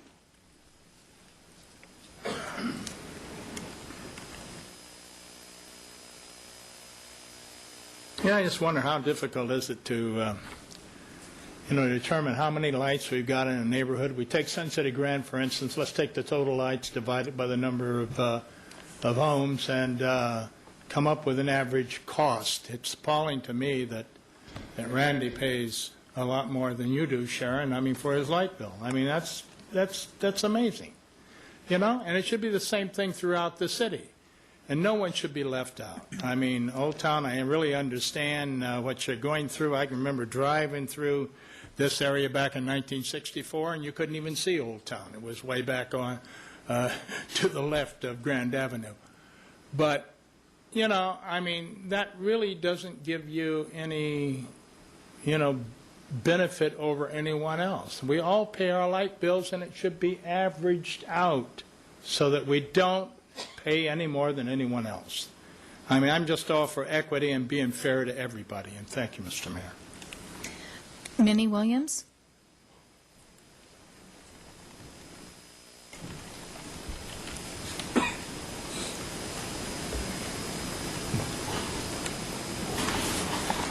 Mr. Mayor, Vice Mayor, Councilman, my name is Minnie Williams. I went to school here in 1950. We moved here in 1951. When we moved here, the square mile You could stand on Jerry Street and look all the way over to Dyersville, which was Lizard Acres at the time. But my father was a farm worker. He contracted cotton all around here. And like majority of the people here in the square mile now are elderly people. A lot of them work for my father. They work 10 hours a day, 70 cents an hour, $35 a week. Now, a lot of the people here is still farm workers. And I retired from Maricopa County as a social worker. And working with these elderly people, the majority of them didn't have enough money to buy the medications. I did a lot of hardship cases through the Medicare and through Social Security. I helped them get their food stamps, and a lot of them didn't have the education and to sign anything because they think that what they had was going to be taken away from them because they didn't have anything. We built our house. Our first house was built out of ammunition boxes from Luke Air Force Base. And then the people here in the square mile, they don't have anything, so they built their houses out of what they could build them out of. And a lot of them these past 3 or 4 years was condemned by the city. A lot of the elderly people lost their homes. Now I have a sister-in-law that has cancer. One medication costs $300. Now, she can't get her medication half the time. Now, if they have to pay anything else like their lights, they can't afford it. A lot of them just can't have food to eat. So I'm asking you, if there's anything that you can do, please take in consideration at the square mile. We are the last one anyway to get anything done there. So I ask you, I work with the people. I worked with Mayor Schaefer when she was living. She knows the condition of a lot of people. You all are not out in the area. You all are not in the square mile. So you don't know what these people are up against. So they cannot afford to pay anymore. But the majority of them are on a set income. So after they pay their property taxes, buy groceries, pay their medication, they don't have anything left. So please take into consideration, who you are dealing with. Thank you. Does that conclude the public? Yes, it does, Mayor. Okay, thank you very much. We have a motion and we have a second. Please cast your vote. Could we repeat that motion? Been a request for the motion to be reread. Mr. Williams, if you don't mind. To the formation of SLID citywide with the temporary exclusion of the residential original town site areas number 98 and number 99 in Section 10, and directing staff to investigate other alternative short-term and long-term solutions. Thank you. We have somebody who wants to speak. Section 15 as well? Yeah. It was to include Section 15. Want to include? I'm happy to amend that and also include Section 15. City Okay. Clerk. Thank you. Was that your comment, Ms. Wolcott? Mm-hmm. Martin Acres. The area is Martin Acres in Section 10. If Martin Acres is included with Section 10, they're all together. Section 15, Prasada. No. No. It might be a Section 15 in a different I'm going to township remove range. that amendment for Section 15. Okay, is it clear? Are there any questions with regards to the amendment and to the motion and exactly what it is? Are you good, Ms. Wolcott? No, I'm good. Okay, then we have a motion and a second. Please cast your vote.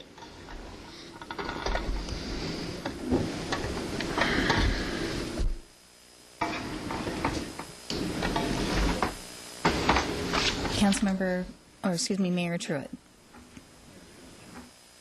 It was solid. Thank you. Yeah.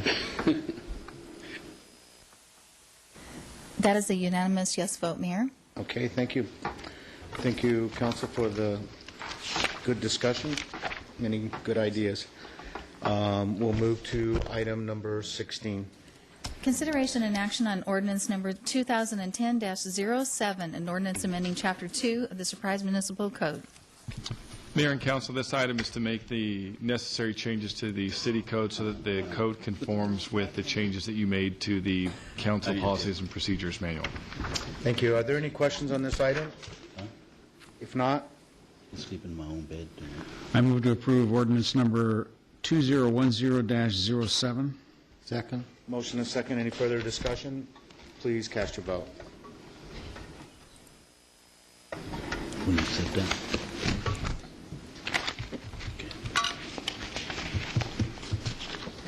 Councilmember Wolcott.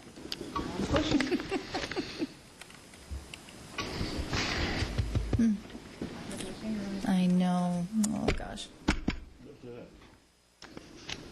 Go ahead and try it one more time. Okay, there you go. Thank you. Unanimous vote, Mayor. Thank you very much. Item number 17. Consideration and action on selecting Councilmember Mike Woodard to represent the City of Surprise on the Maricopa Association of Governments MAG Human Services Committee. Thank you. I think everybody fully understands what this issue. May I have a motion? Motion, second. Second. We have motion and second. All in favor, please vote. Please vote. Cast your vote. Please vote. It goes back to that. All in favor, say aye. You know. Okay. Thanks, Mike. Congratulations, Just need Mayor Mr. Truitt. Woodard. Unanimous vote. Just need Mayor Truitt. Your vote, please. Yes. Your vote didn't count. Okay. Item number 18. Number 18, reconsideration of wording on recreational invoice to capture out-of-pocket costs of Dysart Unified School District facility use fees. Amended. Do we have a presenter or comment? Yes, at this time, I would like to table agenda item 18. Motion to table. Do I have a second? Second. We'll have 2 seconds. All, please cast your vote.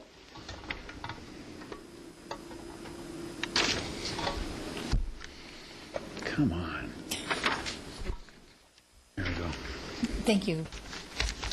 And that is a unanimous vote, Mayor. Thank you very much. We're going to go to item number 19, which is consideration and action on items to be placed on future agendas. This would also include workshops, Council. Does anybody have anything? Mr. Alton? Yes, Mayor. Thank you.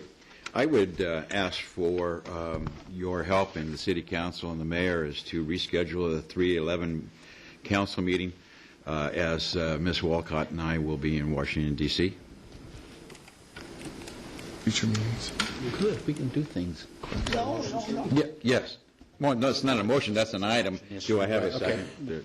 We have that? Yes. Okay. Good. Anything else? When would we like to schedule it? When we're home. Yeah, we can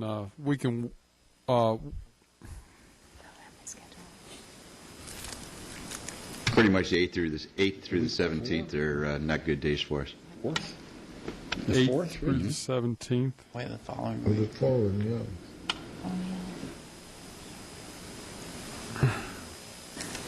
The next My meeting would be... suggestion would be to move it to the 18th, then March the... We're not making a decision right now anyway. The Oh, well, we intent can- is fully That's understood. just a request. Okay. So we'll ask for that to come back. Mr. Villanueva? Yes, I don't know if it can become an agenda item. I'm sure all of you received a letter from Debbie Johnson in regards to utility bill. And I don't know, there was a phrase there where the landlord is responsible for utilities. Is that something we can revisit, or is that something that's pretty standard? You can, that is a council policy that was adopted. I forget what the year that was adopted. And obviously, since it's a policy, council can change it if they want to. I would note this, that if you propose to change it, and if you like to bring it back, I'd suggest you bring it back in a workshop first, because there are a number of other considerations that you have to have, because I would recommend a security deposit without that to ensure that we would get money. The money. Yeah, I would second I that. see a lot of workshop nodders, so, okay, workshop We can on get that that. on a workshop. Mr. Williams? That was mine, so. Okay, Mr. Alton. Yes, thank you. I just realized that we're not going to have a meeting until we're gone. Okay? And so there will not be a meeting in the interim in order to bring this thing to a vote. So I don't know how you proceed with that. There's a way we can do that. Mayor and council, under the new council policies and procedures, there is the opportunity to call a special meeting by 2 council members. So in terms if there is an agreement, 2 council members could cancel one meeting and call another Well, one? in terms of the canceling of the meeting, I mean, we can work with that on the administrative level, but to the extent there would be a new date, that could be proposed. However, I recommend that we consider everybody's schedule to make sure that. Fine.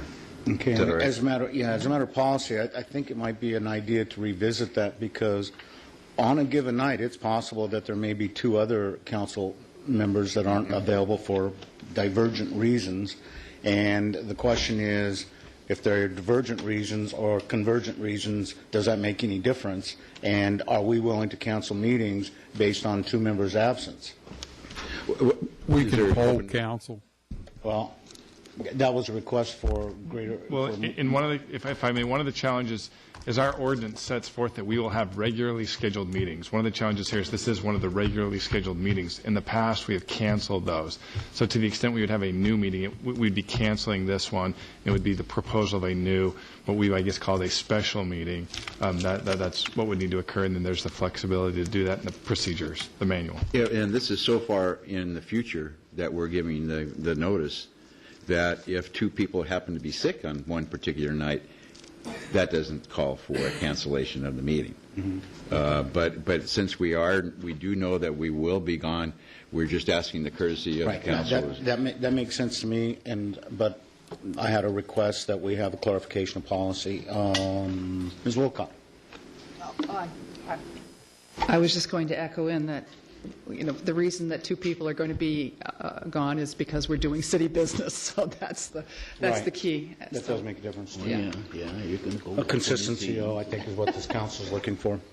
Thank you. I believe that's all the requests. We do have an item to go to executive session. I don't believe, Mr. Bailey, that we'll be taking any action coming out of executive session. No, I anticipate 15 minutes, and we will not be asking the council to take any action. And for the benefit of the audience, first of all, I want to thank those that have remained from the Surprise Citizens Academy.